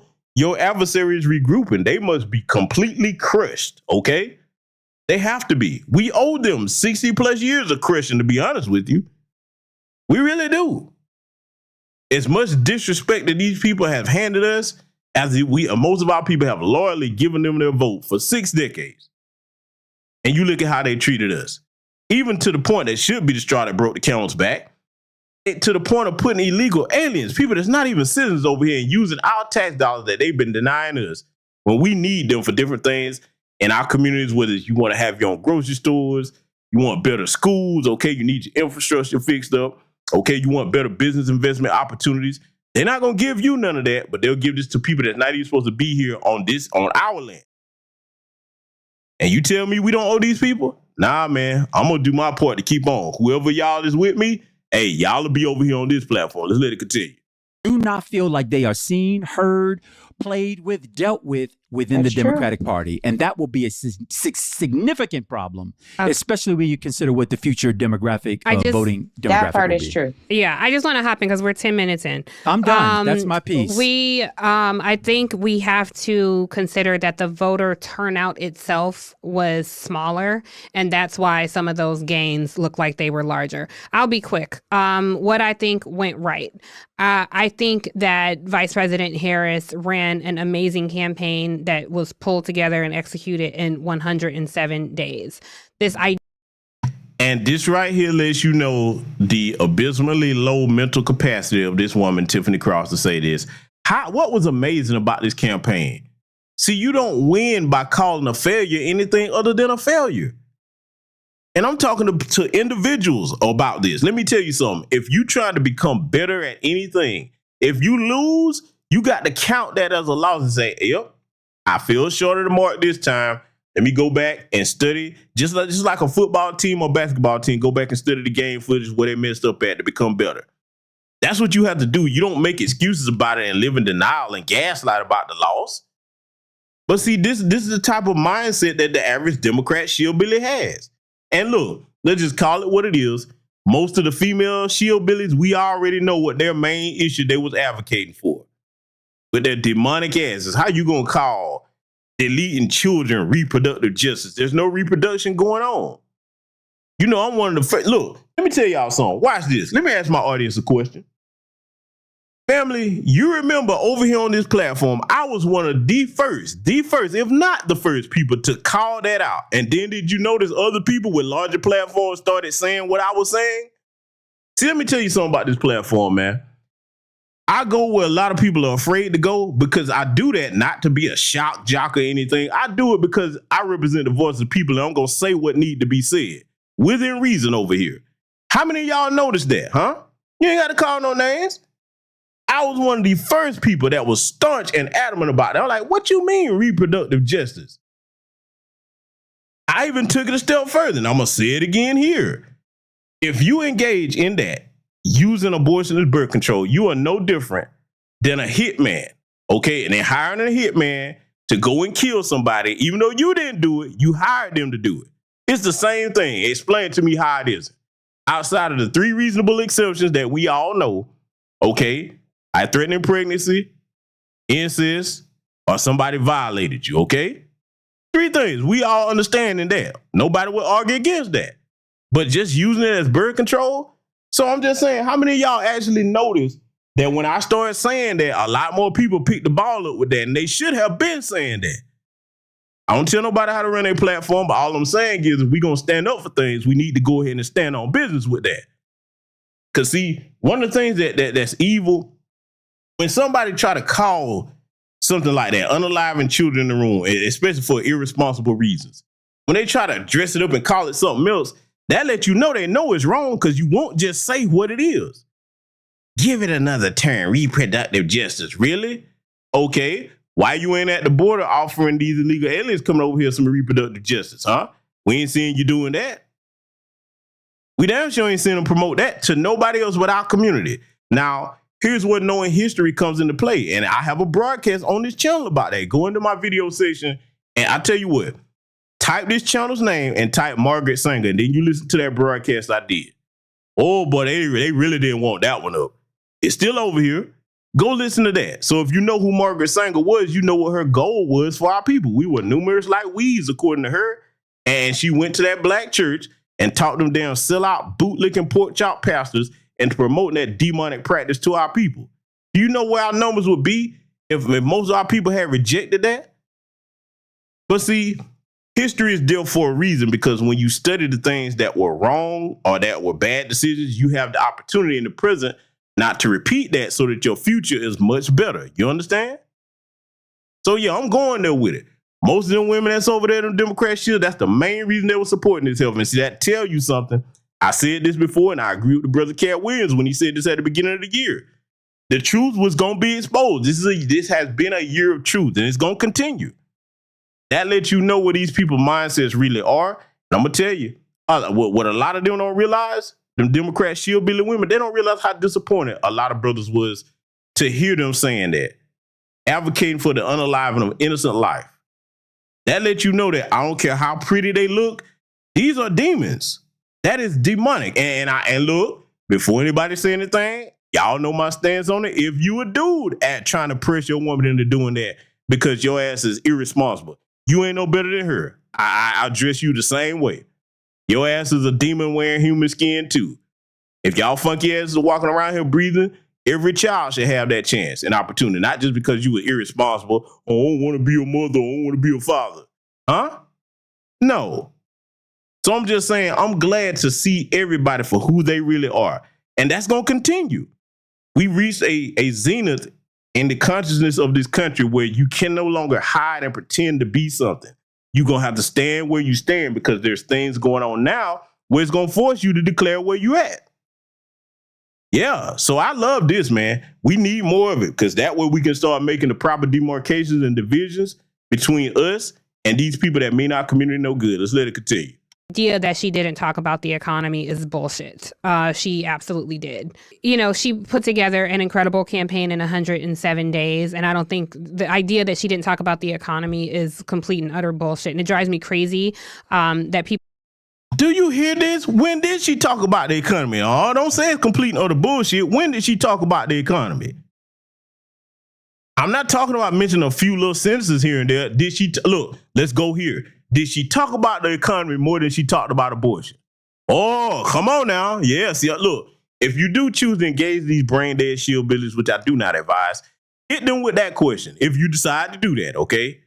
And make sure you read something very intelligent if you engage the shillbillies, because, see, if you talk to them too much, your IQ will lower to the point of theirs, which ain't worth 2 dead flies put together.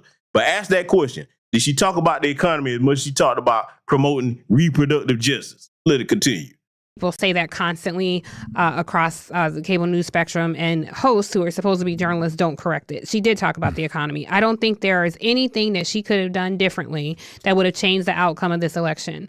What I think went wrong, hence right for the Trump campaign, is that a majority of people in this country were either in support of or okay with racist, xenophobic, misogynistic viewpoints of this president. Even if the president was saying, I will do this thing for you, I will pretend to put this policy forth, which he didn't put any policy up front. But he was saying, under me, you'll walk down streets paved with gold and have, refrigerators and milk and honey every day. Oh, I got to interrupt this fool. Oh, my God. Everybody in my chat room right now, we all survived the Trump administration. Now, all of us that survived it, we can compare what the economy was like under Trump and what it's been like under the Biden-Harris administration. See, when you're an adult, you don't base your decisions off of feelings and things that you feel, because feelings don't pay your bills. Feelings don't keep a roof over your head, food on your table, clothes on your children's and your family's back. And feelings don't pay your medical bills, your car insurance, health insurance, none of that. You can't survive off feelings. You have to deal with what's real. When you're trying to take care of your family, you need your economics in order. Huh? So all this nonsense that she's talking, the heifer don't realize even if what she said was true. Because first of all, that's a lie. Trump had his policies on his website and he didn't slap them together at the last minute. They were on there from the beginning. Now, whether you agree or disagree with his policies, that's one thing to be debated, but the policies were there. He was talking about his policies on the campaign trail. And even if he didn't, let me tell you the other thing that would have went in his favor, even if he wasn't, because he did. Even if he wasn't, though, he already had 4 years of showing that he could manage the economy of the country. See, for those of us that don't live in feeling land, that's what we're caring about. We don't give a damn about none of that stuff going on with him cheating on his wife. Okay, we ain't got to sleep with him. He's not married to either one of us. Don't give a damn about that. That's their household and their business to take care of. What you gonna do for the country and this community? Are you gonna secure these borders and get these illegals out of here? You gonna get this economy back on track? What you gonna do to make it easier for us to take care of our people? We don't care about all that feeling bullshit. And see, y'all know I've long told you over here, you cannot run. The world don't operate off of feelings. We all have them, but they're to stay in their proper place. But see, here's one of the flaws about that Democrat Party, and I got to go here. They put a bunch of women, and this is what I really hate. They put a bunch of women over here that have our uniform of our skin. They put them over there so that when things go left, everybody's looking at them. That's the thing. And they trying to throw around terms like misogyny. Let me tell you something. The men that actually give a fuck about you will talk to you like I'm talking to you. If I see somebody playing my sisters, I'm going to let you know. Hey, they're making an ass out of you.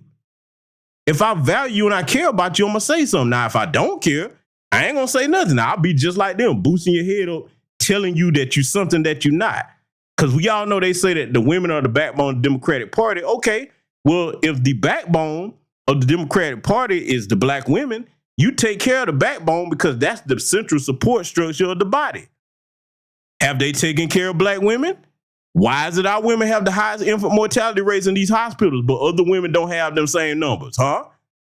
Oh, yeah, come on now. Let's start with that one if you're really going to talk about how much they care about black women and separate them from black men. Let's do that, huh? If you're going to do that, why come black women aren't at least making as much as white women? 74 cents on every white man's dollar. Why they not making that? Where's Becky and your so-called white allies advocating for you to make that? Leave the men out of it for a minute since they want to separate from black men. Let's go there. See how silly that sounds when you break that down with common sense, like I just did? Huh? Oh, they care so much about black women? Well, okay, why you don't have the same number of corporate jobs that Becky have? Huh? Come on now, let's go there. Yeah, see? When you actually apply some logic to that foolishness and you get them out of talking about feelings, because that's another thing. Listen to Kamala Harris when she was talking about Trump. They asked her something about policies, Trump. This ain't about liking one side or the other. We talking facts. If any of you go to do a business deal and you talking numbers, you saying, okay, look, this is the deal on the table. This is the product I got. This is the marketing strategy. What's going to be the budget? Let's see if we can come to terms. And somebody started talking to you about everything except for the numbers. Are you going to sit there and let them keep wasting your damn time? This would be somebody like, okay, you ain't ready to do no business. Let me just go ahead. Have a good day. How about that, huh? And my point is, Kamala was talking about everything except for the answer to the questions people asking her about policies. The answer can't be your opponent.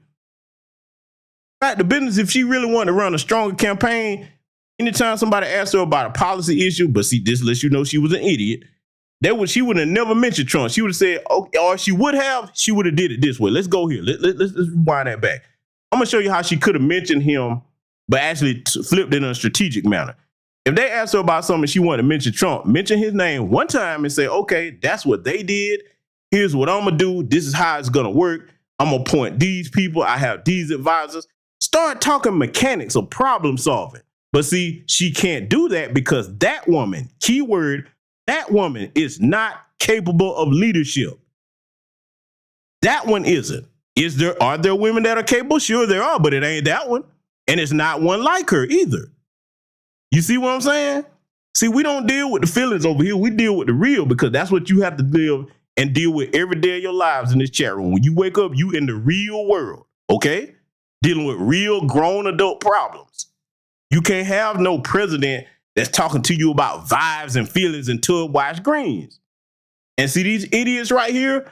This is why I said what I said about them. People talking about, well, if they turn around, bring them back in. No, you don't.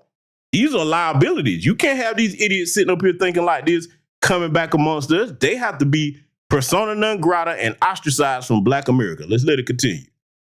And in the next breath, he was calling Nancy Pelosi a bitch, or he was dancing incoherently across stage for. Oh, he ain't just calling one. I'm calling one. Fuck that raggedy, wrinkled up, turtle shell face bitch, Nancy Pelosi. And KaMammy, too. Fuck all of them. And the whole Democrat Party. How about that? Now, there you go. 45 minutes. Or insulting Michelle Obama, insulting Vice President Harris. They were okay with all those things. So that is what we have to confront in this country, quite frankly. The fact that a majority of people were either in support of or indifferent to his hatefulness and his hateful rhetoric. Salute to Randall Johnson for the cash app. Oh, wow. I'm sorry. I missed a couple of. Salute to Randall Johnson. Let's see. Big Truck Chuck. Okay. And salute to Sharon Robinson for the cash out. Thank you very much. I got to cook it over here, so I don't even be paying attention, man. My apologies, ladies and gentlemen. Thank you very much for those contributions. But see, let me go here what she's talking about. She's talking about hatefulness and how hateful he was. Well, bitch, I got a question for you. If you're talking about Donald Trump and his rhetoric being hateful, isn't it hateful to allow illegal aliens over here and give them our tax dollars when we got homeless, foundational Black American freedmen on the streets and you don't do nothing for them, but you put them in luxury hotels? Bitch, ain't that hateful? Isn't it hateful when you sit here in California and then pass a law telling people that their children can identify as whatever they want and go have gender reassignment surgery, and then you tell the parents that they better not try to stand in the way of that as their legal guardian? Isn't that hateful? Isn't it hateful to sit here and ignore the gentrification and the high eviction rates during the pandemic that Black women suffer? Isn't that hateful? Huh? Talk to me. Oh, no. We got to talk about what's hateful because she talking about hateful and feelings. Okay, let's go here. We're going to talk about hateful. Isn't it hateful when you see this highest infant mortality rate? Name one time that Kamala Harris said she was going to do something to look into that or address that. Huh? What's hateful? No, we got to talk about hateful, huh? Isn't it hateful for these illegal aliens to get all this assistance that they get in EBT cards and everything, but we can't get access to none of that? Huh? They going in here and they tell the banks not to discriminate against us. They ain't even supposed to legally be here. But you going to talk about what Trump said that was hateful? These bastards and bastardesses are insane. They're crazy. See, a lot of people won't say it like that. I'm not sugarcoating shit. Fuck that, man. We can't have these kinds of people amongst us. They have to go. And they have to be made known at every turn that you can't come around us. You are not welcome around us, and you damn sure not gonna speak for us. Let's let it continue. A few things. One, I want to commend Kamala Harris for a historic run and a very brave run. I don't know anybody that could have pulled off what she did in 107 days. So I echo that, Tiff. I also want to commend her on mollywopping and mopping the floor with Donald Trump in that debate. I also want. You see this? In case anybody say, man, you going hard. That's harsh. Okay. This is how you know these people are losers. And this is how you know that the only thing that they're successful at in their lives is being shillbillies, okay? The debate that, she told him, she said that you read him and all the other stupid shit. Does it matter now that the outcome is she lost and blew $1 billion? Do you see what these little idiots' minds are? Look, when I say stupid, I mean it. A lot of people try to play nice with that. No, stupidity is not harmless. That is dangerous.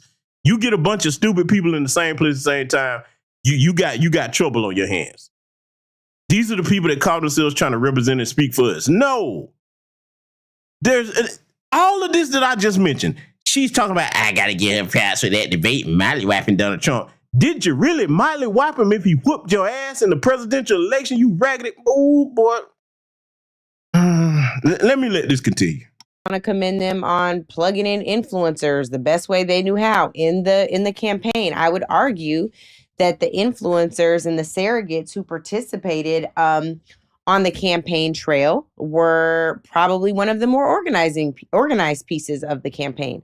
However, that's not sufficient. And I think, Andrew, to the argument that we had with Tiff before on if the role of celebrities is outsized with what actually matters when people go into the voting booth is something that really should be questioned at this point. A lot of money was spent on getting those folks out to the trail, getting them on the stage, ensuring their involvement. And I don't know that she saw a real ROI there. And that's something that has to be discussed. I have a tremendous bone to pick with white men and with white women. These are the same folks I talked about needing to be held accountable for what. Now, before she says this, I want you to brace yourself, okay, in case you never heard this. Because a lot of y'all probably didn't even know this podcast existed. Let me tell you something. Listen to what she just said. She got a bone to pick with white men and white women. This goes to show you they're disconnected from the average Black American, especially on the grassroots. Because how you going to have a bone to pick with white men and white women when they're looking out for their community that you're not a part of? They don't play that people of color game. They look out for their community and their people. And I don't begrudge them of that. They're supposed to look out for their people.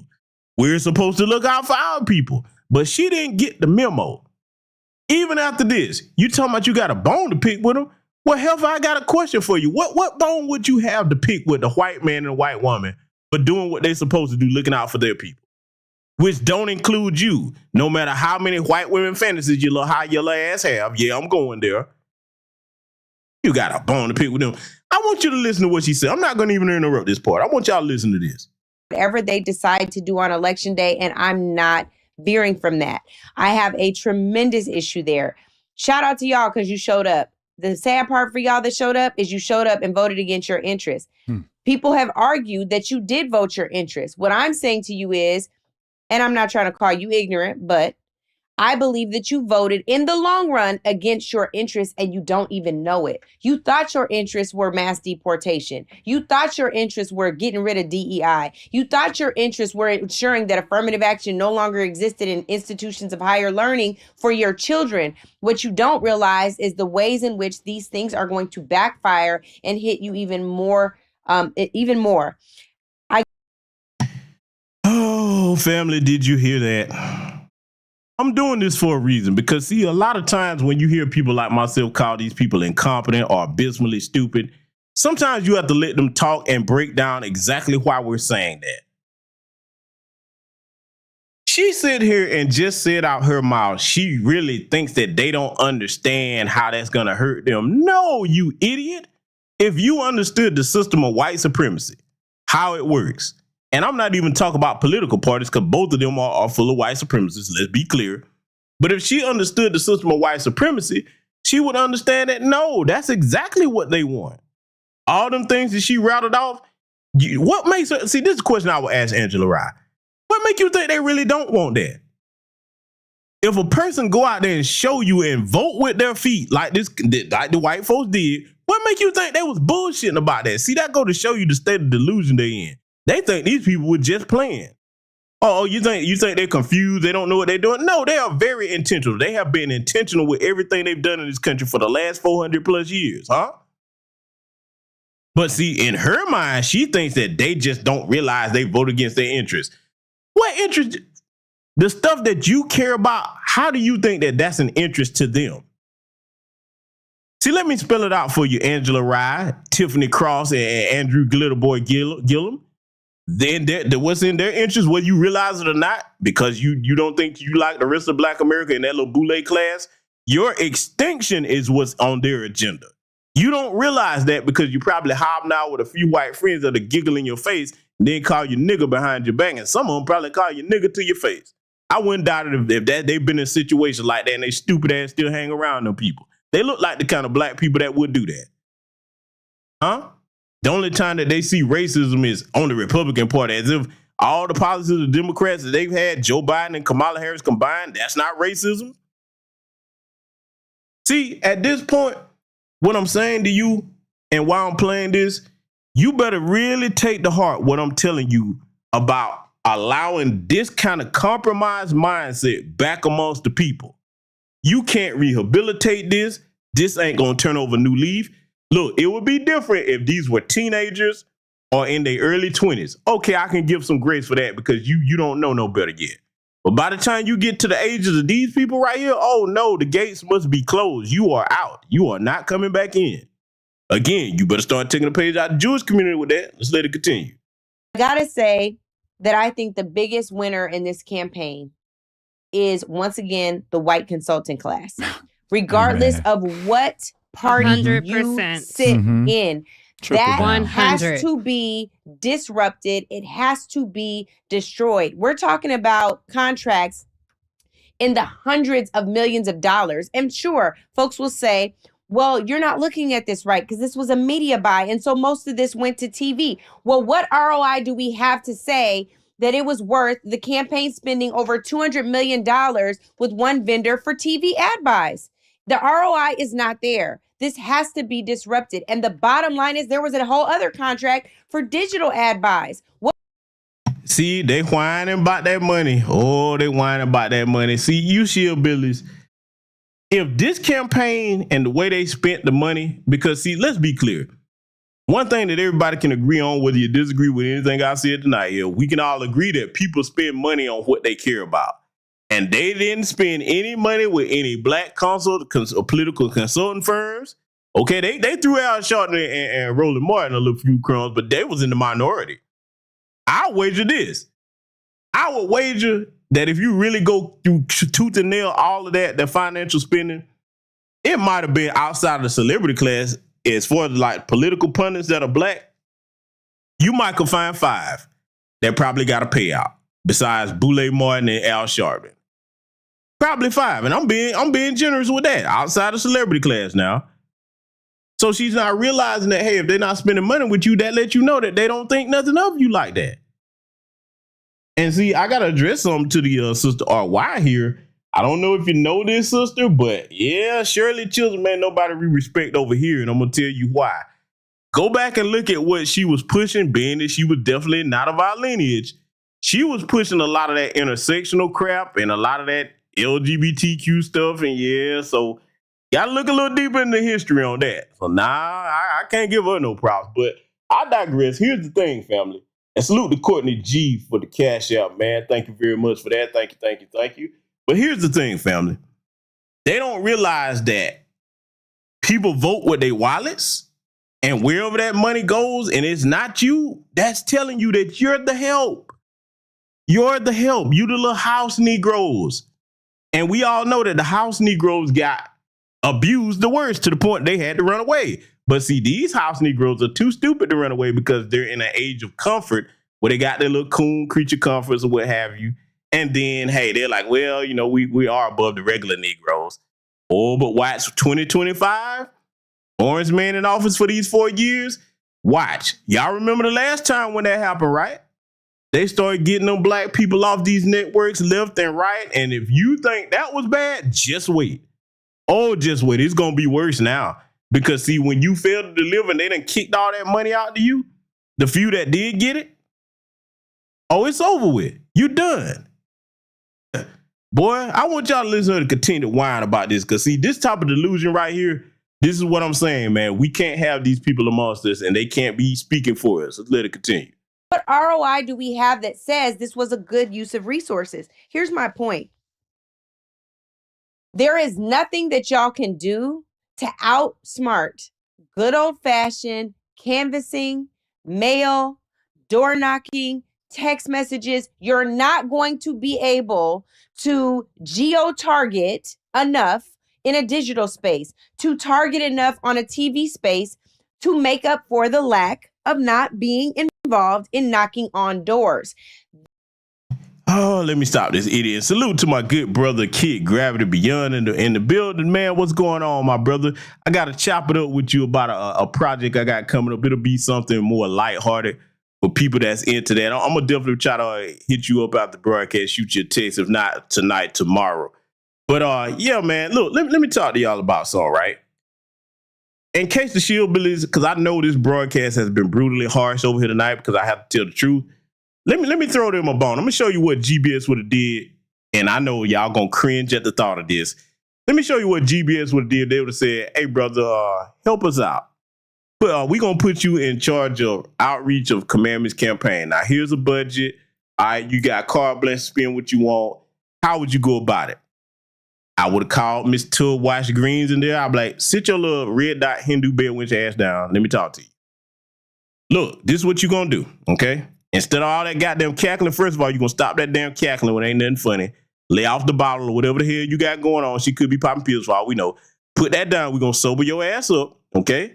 Now, this is how you're going to run your campaign. This is what I would have did. You got $1 billion? Imagine this, family. She should have picked some key battleground states or cities, okay, to go out to and do what I'm about to say next. Imagine what it would have been like to endear her to the public if, one, her messaging was different other than just talking about abortion. Imagine if she would have had a stage after she gave her speech and said, I'm going to do something that most political candidates do not do, okay? Because she got Secret Service protection. She could have pulled this off. If she would have gave her a little speech and then said, hey, since I'm running to be a president for the people and I'm going to actually listen to what you have to say, we're going to pull a couple of people up here to talk and speak for the needs of the community. And would have had about maybe 10, 15 people come up there, say their piece, man, for 5, 10 minutes, and then in the background have like a big ass screen where your cameras are broadcasting this out. Come on now. Do y'all hear what I'm saying to you? The optics of that, you letting people from the rally come up there and speak. Okay, like I said, she got Secret Service protection where they can have them away from her.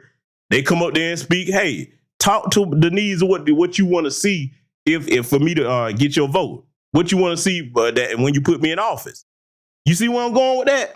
See, when you do things like that, you got $1 billion, man. In other words, you should have made the people that you're trying to get to vote the star of your campaign. Not you, not Beyonce, not Meg Thee Stallion, Glorilla, and all this degeneracy. You should have made the people whose votes you trying to earn the stars. Everywhere you went, you should have done things of that nature. Out there on the ground, man, got your people out there. Hey, listen, we taking notes. What do y'all want to see us do? What needs fixing the most? What has hurt you the most in this administration? And the number one thing to earn respect amongst the people, I'm going to show you how she could have turned it around. If she would have came out there humble instead of lying and trying to tell us that, this piss that's in our faces here for these last 4 years was yellow rain or lemonade, if she would have came out humble and said, listen, I'm the nominee over here now. We've made some mistakes, but we're going to fix this. I'm going to take things in a different direction. I'm completely accepting responsibility being a part of the Biden-Harris administration. I was the vice president. I am the vice president. But if I get in here now as the president, I can take things in a different direction.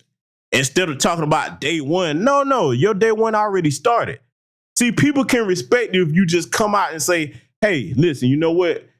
We messed up, okay? We messed up. We're going to listen to the people. The direction we took the country in the first 4 years here, that's not the direction that y'all want to go. So now we need to get started fixing some things by listening to American citizens. If she would have did them things right there, she could have turned this thing around, man.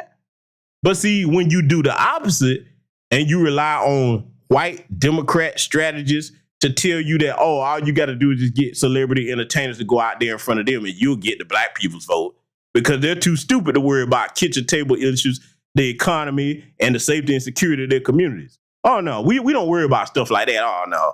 We just like big silly babies that you jingle some keys in front of. We just sit there laughing. That's what they really believed about us. Oh, but see, now that the results of this election have come out, you see you were highly mistaken. And we have political punishment to issue you for a good long time for your disrespect, Democrats. Oh, yes, we do. And you're going to get every bit of it. Let's let it continue.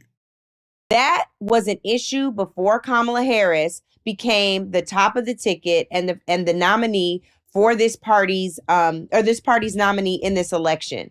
That was an issue that preceded Joe Biden being at the top of the ticket. This is an age-old battle that has to be fought and has to be challenged. There are black staff who are part of the organizing community, part of canvassing, challenge paid canvassers, challenge whether or not this was the right tactic, said they didn't have the resources. Jasmine, who was the state director in Florida, Andrew, I sent you her her Twitter thread earlier. She goes in about how much they had to rely on outside resources because they couldn't get any resources from the campaign because the campaign had pretty much given up on Florida. The sad part is, y'all, that is not a Florida unique story. It is the story of every battleground state director, and that has to be discussed.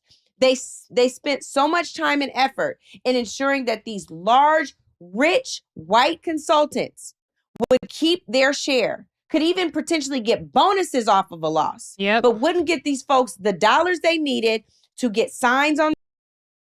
I put this up here because I want you to see these train wreck Shillbillies faces. Oh, take a good look at Angela Rye, lettuce and tomatoes on the side. Oh, look at the sandwich has spoiled. Look at them crow's feet under them eyes. Oh boy, she has been distraught and distressed. Look at them. Look, see, you need to relish the defeated faces of these goofy Shillbillies, okay? These people are supposed to be college educated, all these degrees. Because let me tell you something. Having a college degree is no replacement for common sense. It's just not. Yes, we love education, but education must be used to the benefit of your people in your community. If you use all this education to be a damn Democrat shield or a Republican shield, you're worthless to Black America. Yes, I said worthless. We need to get used to saying worthless. These people are worthless, worthless, worthless to Black America. We can't use them in any way, shape, or form because they only think about themselves. That's all they think about. I want you to take a look at these people's faces here, okay? Because I'm going to show this part. This is very important. I want y'all to take a look at their faces and listen to what they're saying. The ground to get folks on the ground knocking on doors. You guys, we went and knocked on doors. We couldn't figure out how to use the MGP van app. Right. We could not say if somebody wasn't home or not. We know that firsthand. But there are folks who did this every single day that can talk about what.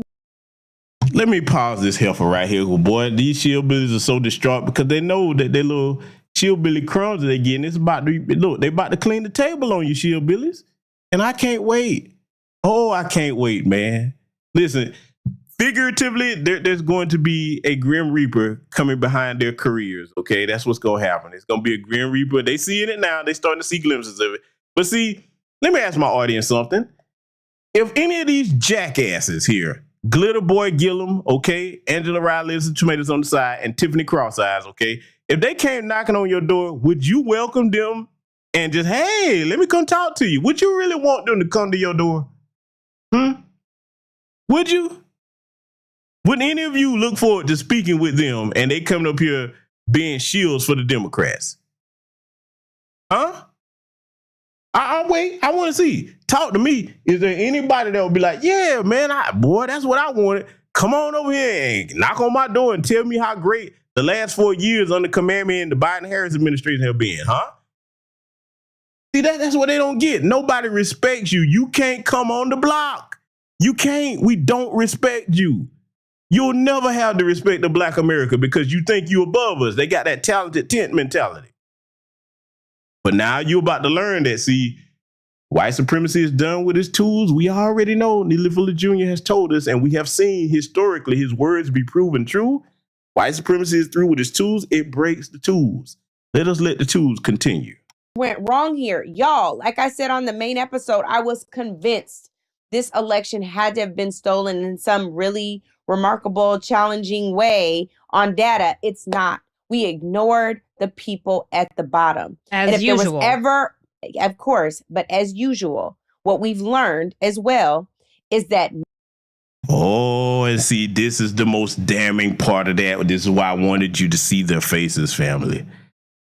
You heard that the Angela Rye here, this heifer, just said that they ignore the people at the bottom, Black America, the main voter base, because at the bottom is the foundation, and that's what we are.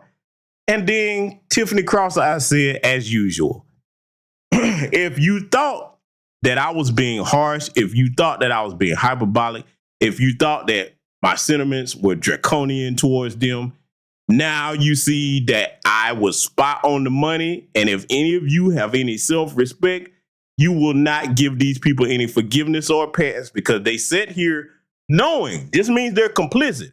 They've known this. They said as usual. Oh, so you've always known this. That lets you know that they've always been out for themselves. And now that they've been handed such a monumental B1 foot up their asses, now they're sitting here looking crazy trying to figure out what's going on. See, you don't cut people like this no passes. Oh, man, I just saw my brother Kid Gravity. I saw that comment up there, man. I ain't gonna even repeat that, man. Don't you get in trouble over there in your household, my brother. Well, my boy Kid Gravity is wild, man. That brother is wild. That is funny. I saw that comment. Man, you wild, brother. And look, I think all of us can do better than them. Okay? I think all of us can do better than these jokers up here. Hey, you better be careful now, because with that comment you made, man, Glitter Boy Gillum might show, hey. You know what I'm saying? But anyway, man, listen, let me tell y'all something, man. These goofy shillbillies right here, man, they really are so out of touch with the average Black American person. They really can't relate to anybody. They don't have any respect. When you see the Roland Martins coming out, somebody always pulling down on them. Shout out to the brother Jamal Green. Okay, they can't show their faces because they've been so disrespectful towards us. And what they don't realize is, hey, listen, Massa is protected. You not. You out here in the field. You gonna have to deal with the field Negroes at some point if you keep running your mouth being disrespectful. Angela Rye, Glitter Boy Gillum, Roland Martin, Tiffany Cross-Eyes. Somebody gonna pull up on you. Talking about knocking door to door. I wonder which door she called herself knocking on, because see, I guarantee you, she talking about they couldn't tell if more Black people was home. Nah, baby, they were probably home. They're like, oh, this mother? Man, nah, I ain't got nothing to say. They're like, nah, let me not even go to my door, man. In fact, the business, you better be glad some people didn't sick their pit bulls on your ass. I'm just saying. And nobody respects these people. Let's let it continue. Nothing from the top ever trickles down. There's not a trickle-down economy. There's not a trickle-down campaign. You cannot expect that people will be touched just because folks are getting paid at the top. So there's a lot more to be said there, but that's what I got to say. The biggest loser here is the DNC, because I think that thing going to have to be disrupted and destroyed to really get back to the heart of what it was supposed to be from the beginning. Well, the biggest before Tiffany Cross-Eyes starts, okay, with her little weird face ass, because this heifer has a face like a potato. She does. Yeah, I'm going here. Yeah, I'm one of the people that's going to be pitting enough to go there, because I don't have no respect for these people. But see, Angela Rye, lettuce and tomatoes on the side. Don't you just say the Democrat Party is going to be destroyed. You going with them because you was over there shilling for them. Look, you rats will not jump off that ship. Look, we got something for you. You're going to try to jump off the ship and you're going to land on a net and we're going to fling your asses right back up on that sinking ship. You going down with that ship. You threw your lot over there. Don't try to separate yourself. The Democrat Party must be destroyed. You going down with the Titanic, baby. You going down with that great blue jackass Titanic that you jumped on and threw your chips in behind. Y'all not finna look. They're not finna pull what Candace Owens tried to pull. Oh, I was doing it for the betterment of the black community. Okay, cool. Well, stand on your convictions and go down with the ship. That's what you're supposed to do. You loyal Democrat shields. Don't try to have an epiphany now. It's too late. Oh, no, it is too late. You will not be back over here. You have proven yourselves to be enemies to black America. We're going to make sure that you stand and stay on that ship as it goes down. Let's let it continue. Loser is the American people. And I just want to echo your point, Angela. We know personally people who were given crumbs out of this huge pot of money. They were given crumbs. And these are people who have been doing organizing work and GOTV work for decades. People are so willing. People poured money into, I don't know about this cycle because I don't know the numbers, but previous cycles, people poured money into Never Trumpers. They poured money into the Lincoln Project. But you have people, like, you didn't dance with the ones who brung you. And I honestly just, again, I have to point back out to their abysmal stupidity. They didn't dance with the ones that brung them in 2020, you damn jackass. Oh my God, there should be a big S on the top of her little potato-shaped forehead for stupid. That makes no... How do you not have any type of pattern recognition skills where you look at things and say, hey, they did us like this in 2020. Why would they change anything? Oh my God. Now you see why, boy. You see why they let her go, okay? And you see why we got to let her go. Let's let it continue. just think we're looking at a space. It wasn't just that Vice President Harris lost. It was the way we were treated all the way down, like you talked about, Angela, as staff, as people outside the campaign who were trying to help this campaign win. And I want to be really clear. None of us are putting this at the feet of Vice President Harris. Nope. We're putting it at the feet of people who were. Just in case, further I state, just in case anybody thought, man, you being harsh. Let me talk to y'all. You know, on this platform for many years now, I've always said this. Y'all already know what's going to come out my mouth. Time. What do I always tell you about time? Time is the most precious, non-renewable resource that any human being has. Once your time is gone, you don't get that back. You can get your money back. You can get material possessions back. You can't get your time back. You can't. If you thought that I was being harsh or there was hope for these people, they sitting here saying they're not going to blame Kamala KaMammy Harris about any of the things that happened. How you not? She made decisions. She's not some little helpless toddler. And see, here's where you corner the Shillbillies at. If she really is that inept and incompetent and she's just this little helpless toddler that's got to have a handler, how the fuck can she run the country? Come on, man. Oh, come on with it. How can she run the country? She that incompetent? Oh, we're not going to blame. Look, if you want to be the boss, if you want to be the head honcho in charge, the buck stops with you. I'm going to tell you like Sun Tzu said. If the orders are unclear, it's the fault of the general. Who was the general of her campaign? She was. She was. If the orders are unclear, it's the fault of the general, not the troops. How you ain't gonna let her blame where it belongs? But see, this is the type of abysmal delusion and stupidity that these people have. And you think that I'm going to accept people like this back into Black America? Oh, hell no. I will be the centurion at the gate saying, off with your head, figuratively, of course, to make sure that you don't get back in here. And then when you start running, let me tell you how cold I am with it. I'm like, oh, no, it's not enough that you running away. I'm going to figuratively get some arrows and dip them in some napalm. I'm going to kneel down and I'm going to channel the spirit of the North Sentinelese archery team, the world class North Sentinelese archery team. I'm going to aim right for the crack of your ass and send one of them arrows right at you. Figuratively, of course. That's how serious I am about keeping these gates. Let me tell you something, man. I was born in the wrong century, because if I was the actual gatekeeper of a city, you're not getting in here. It will be scorched earth before you enter, okay? That's how we got to keep it with these people, all right? They cannot come back in. That cancerous mindset that they have, that must be excommunicated from our community. People like that must be made pariahs. I don't care whether they're Democrat shields or Republican shields. They must be made pariahs. If you're going to put a political party above the needs of Black America, You not for us. It's just that simple. Let's let it continue. In charge who are constantly discrediting the people whose very fucking backs this democracy depends on. And when I wept for days after the election, that is what I wept about. Yeah. This heifer say she wept for days. Let's call it what she weeping about. No, you weren't weeping for that reason.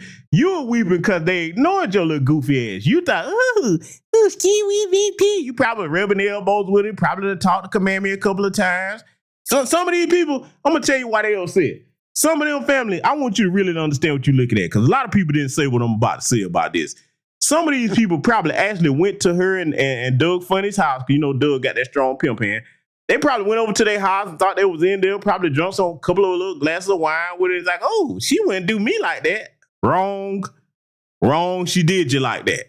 She did a lot of y'all like that. That heifer don't like black people. No matter how much you go along with her cosplaying to be black, she ain't black and she don't like black people. Did they not forget her classic little bar that she dropped? Come on, family. We know the bar, don't we? Y'all don't know the bar? Hold on. I got you. I'm not gonna do something else. I'm gonna benefit black people. Yeah. Yeah. Come on now. Did they forget that line? Did they forget it? They must have thought that bitch was bullshit. See, that's one thing I do respect about KaMammy. KaMammy stand on business. When she say, I ain't fucking with you niggas, she stand on business. She mean that shit. She meant it. Now, if she meant it and she didn't never diverge from that, why would you think that it was gonna be anything different? But see, you thought you was the special Negroes. That's what that is. So you sitting up here crying and weeping over that. These people don't care nothing about the community. All they care about is themselves. But that's all right, though. This is just the beginning of your suffering. And I'm gonna catch every one of them tears with a thimble, and I'm gonna listen. I have no sympathy for these bastards.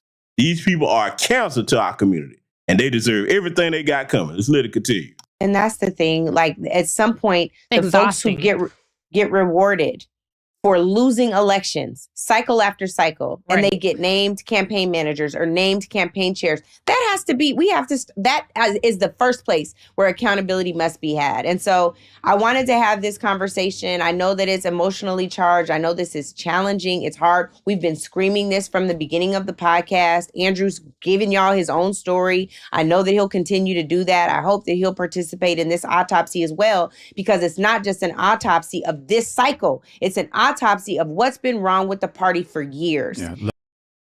It's also going to be the autopsy of your cold, figuratively lifeless Democrat shield corpses. That's what it's going to be an autopsy of also. I'm going to be the mortician in charge. Oh, yes, I am. Let me tell you something. The rest of the voices over here in these spaces, they're going to keep the spotlight on you. I'm going to be the mortician that comes in to clean up the job. Oh, yes, I'm going to finish it off.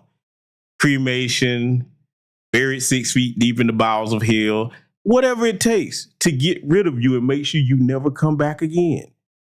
As far as trying to represent the voices of Black America, oh, no, that's where I'm at with it. I sure am. I'm the guy that's willing to do the dirty work to put you on Front Street and show them to be the fools that they are by their own words and to show that they're irredeemable. See, a lot of people don't like it when you say that, but this is irredeemable. These people are, look, have you heard them one time mention what's best for Black America on this podcast? Huh? Have you? Never mind this episode we reviewing here. When have they ever come out and said about what's best for Black America as a whole? Not one part of Black America, as a whole. And be careful mentioning holes around Glitter Boy Gillum over here, but I digress. Let's let this wrap up, family. And it's time for it to change. Yeah. And Black women, you do not want it to be Black women versus the party. Black women, we are the backbone. So see how you do without your base. See how You the backbone? No, jackass. You didn't get the running joke. They told you that because you bought that bullshit.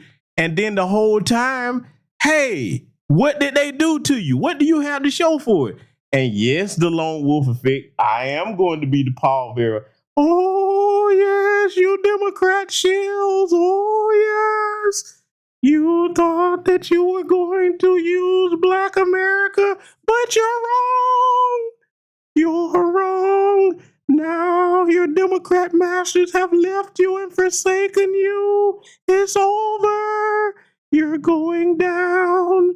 You're going down. It is over. Oh, yes. Oh, yes. It's his fault. I wasn't even thinking about Paul Bear. It's your fault, brother. You made me bring out the Paul Bear impersonation. Listen, man, all jokes aside, these clowns are finished, and we don't need to have any compassion for them. That's the thing that I keep driving, because I know my people. I know some of y'all. Tiffany Cross will show up on your doorstep looking like Halle Berry and Queen. Nigga. And instead of you saying, yeah, you are, and I ain't got nothing for you. I know some of y'all. I know my people. You be like, well, baby, you out here in the cold, these raggedy clothes. Come on in and let me get you something to eat. Now, let me tell you why I went there. For those of you that have been here since the beginning of this broadcast, do you remember the analogy I gave you about taking that snake in out the cold that promised it wasn't going to bite you? And as soon as it get warm, the first thing it do is sink its fangs into you. You better understand that that's what these are. You take them in and you clean them back up, they'll turn around and do the same shit to you that they've been doing. These people are permanently compromised. You can't take them back. I'm talking about anybody with their mindset. They have to stay over there. It's time for us to get to where we're supposed to be as a people in our homeland, okay? It's time. And the only way you do that, you have to draw a hard line stance against these liabilities in the community. Let's let it go. That goes, since we weren't and valued. and black men, because they black men too, but I'm just saying black women in terms of organizing. We do outnumber black men. I love black. I never believed the Trump BS. I know brothers are right there with us. I don't even believe that Trump gained ground with black men. But the delusion. Well, Tiffany, cross eyes with your little potato face. You need to look at by county, state by state, if Trump gained with black men or black people. Across the board. Go ahead and look at them numbers, because see, those are a lot higher. That's what the mainstream media not telling y'all. Fortunately, today you can go look this information up for yourselves. Oh, it's real, baby. I know you don't like numbers over there in that Democrat Party, but those numbers are real, Tiffany Cross Eyes. Let it continue. I would say one distinction is when black women organize a community of people that includes black men and black women. Black women are constantly on the front lines as poll workers, organizers, just disproportionate to any other group, including. She's still talking that same talk like you just get behind the women. Tiffany, don't you understand that most of the sisters, never mind the men, most of the sisters are like, hey, listen, bitch, sit your ass down. That stuff you talking don't work. Our men are going in another direction that's best for the whole community. If you ain't riding with that, don't come over here.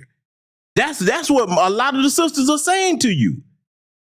Because see, now finally, a lot of our women, and bless y'all hearts if you meant well, but a lot of you now are starting to come out of that emotionalism, and she running a campaign talking about vibes and all of that. You like, hey man, vibes don't pay these bills. Let's further drive the point home. For any of the goofy shillbillies that did go out there and vote for KaMammy or what have you, do you think that she gonna come, or did she come during these 4 years here and offer to help you in any kind of way? Oh, she got plenty of bread for the illegal aliens. They got plenty of bread for the Ukrainians, because you know that's Biden boo thing over there making it rain on him. And that jackass boy, listen, man, he trying to make sure that on his way out, he trying to stick it to the entire country, boy. But that's okay, though. Let me put y'all minds at ease with a lot of that, though, because I understand these are serious concerns. He ain't gonna get as far as he gonna get. I'm gonna tell you why. And this is something that, because I know a lot of our people are panicking with this senile old bastard with his vengeful ass, and he got every right to be vengeful at Democrats for kicking him out of that position like that, even though that was the best thing for the country with his senile ass. Now, you know, was it the right thing to do as far as like not holding a primary? That was wrong. Okay, that was. I will acknowledge that. But as far as his mental state, he shouldn't have been nowhere near the presidency when he started declining like that. They should have did things the right way. Let me assuage some of your fears about some of these moves he's making on the world stage, though. Don't worry about it as much as you are now if you are one of those people, because all you got to do is look at how most of these world leaders started talking when they realized that Trump was president-elect. China changed their tune. Putin started talking different, okay? A lot of people, this man hadn't even got in office yet. That let you know how they respected him. Not like, keyword, respected him when he was in office, okay? So I'm just saying, a lot of this stuff, they're going to try to wait until he get in there, you know what I'm saying, before they start making any moves. Because they see, look, December right around the corner, okay? December, then it'll be January. That's going to fly by, okay? They're going to try to maintain a holding position on a lot of things, so they're not going to do anything crazy. Ain't going to be no World War III or none of that. Trust me on what I'm telling you. You're talking to a retired combat veteran. I know how these things go. I get how it looks, and it is concerning. It's not a laughing matter, okay? But I'm telling you, we're going to be just fine. We're going to be all right, okay? And it's not going to be for him trying, because he going to look. We see what Biden doing going out the door. Domestically, that's what we should worry about most.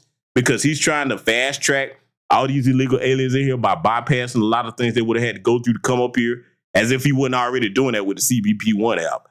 Okay, so don't think that we're going to end up in some type of cataclysmic event before, you know what I'm saying, the orange man get on there. Nah, it's not going to go that way. Most of them are probably already in talks with people in his administration or cabinet they just trying to put together. And look, this is the thing, too. Let me give you something else before we let these jackasses finish. What I want the average person to understand, the reason why I'm so confident in what I'm telling you, I want you to understand that just because a president gets out of office, and salute to the good brother Black Voltron Reloaded for the cash out. Thank you very much, my good man. Got to contact you as well, brother, for an upcoming X Space.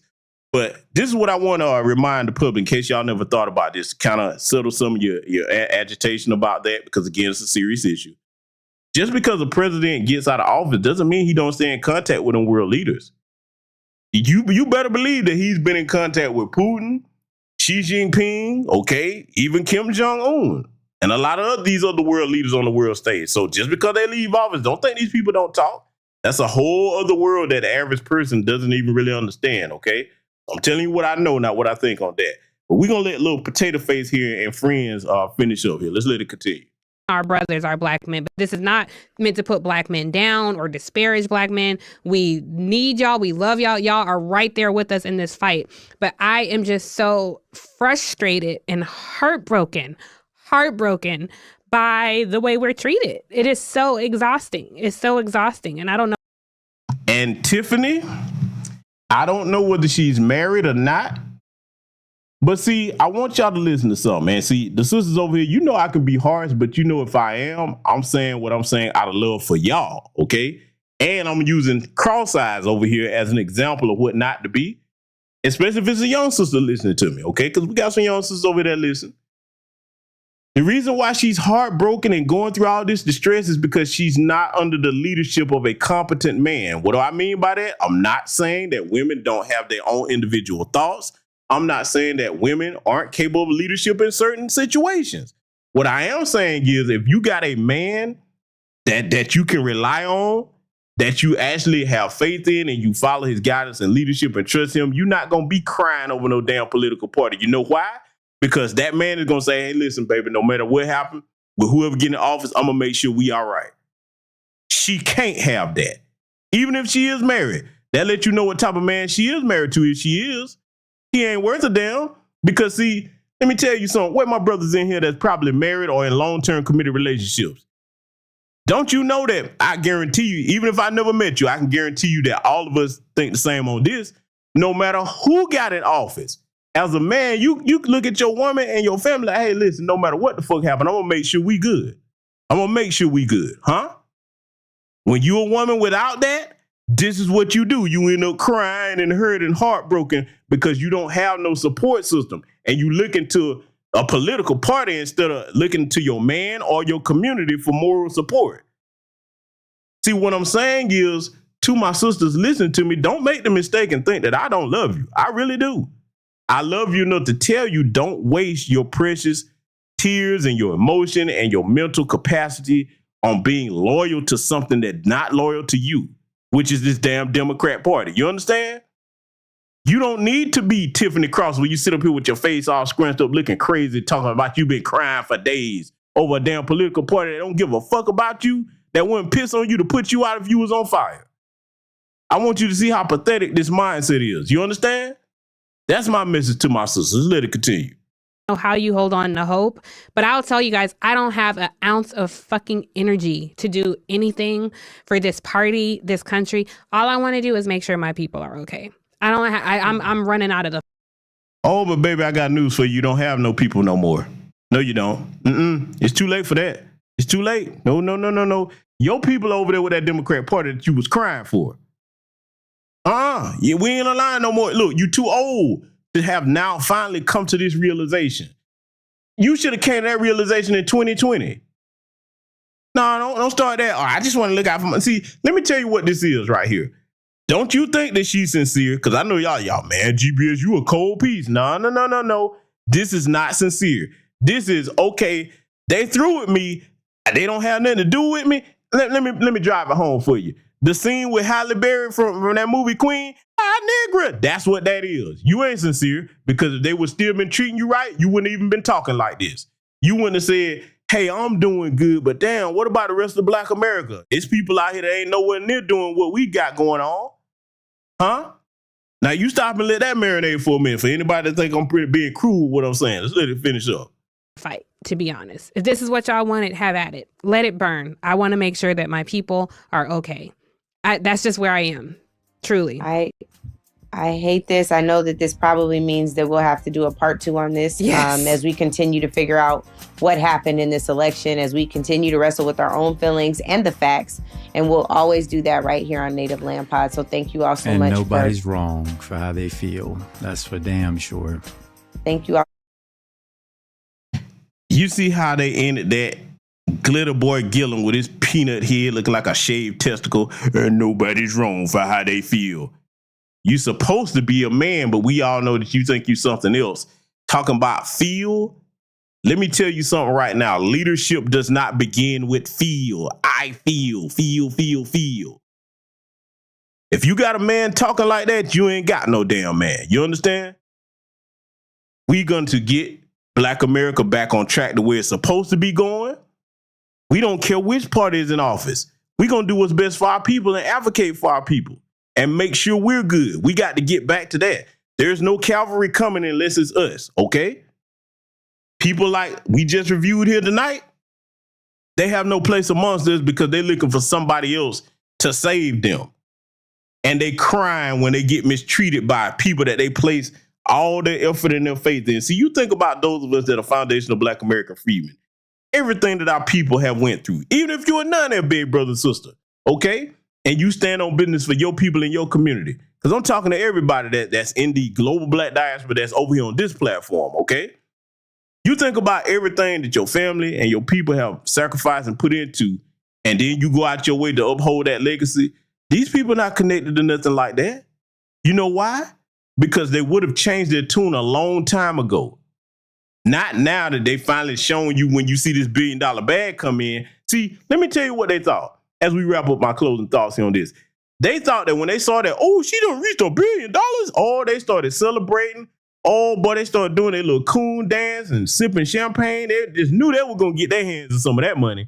Then when KaMammy called them all together, probably it would be hilarious if this happened. I might have to make a little meme of this, boy. So I have to stop myself because I am so petty. Imagine if KaMammy called them all together like Joe Biden did on that leaked Zoom call and said, listen, I know all of y'all work hard and you campaign for me. They probably like, yeah, she finna cut us some checks.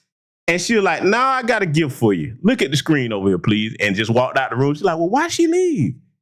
I'm not going to do something. I'm going to benefit you new Shillbillies now. Can you imagine if she would have played that for their ass? Oh, my God. I bet their little hearts just sunk in their chest to the point that they've been crying in bed for days after the election. My point is this, and all the pettiness that I just said, family, those people are used. They are mentally compromised to the point of no return, and we have no business feeling sorry for them at all, okay? It's time for us to go forward to where we should be as a community and as a people, and that's not going to include people with that mindset. So make sure that you do whatever you need to do to take care of yourselves, take care of your family. We're going to have a lot more content coming up. If you're over on Patreon, you already know. We got to review some things over there. There's going to be some hard truths spoke over there. I'm not going to mince any words with that broadcast coming up because it needs to be said the way it needs to be said. We got a lot to analyze over there.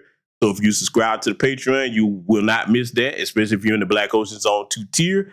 We also going to have that X Space coming up where I'm going to try to be getting the sisters together of different professions, try to give the younger sisters some game on things they need to be doing as far as pursuing viable careers so they don't have to be all tutored up on OnlyFans, making certain investments that they can, use to benefit themselves and actually get something going that's actually tangible for them and how to work together with other women. We're going to let most of the sisters do the talking on that because I'm a man. I can't speak for the women.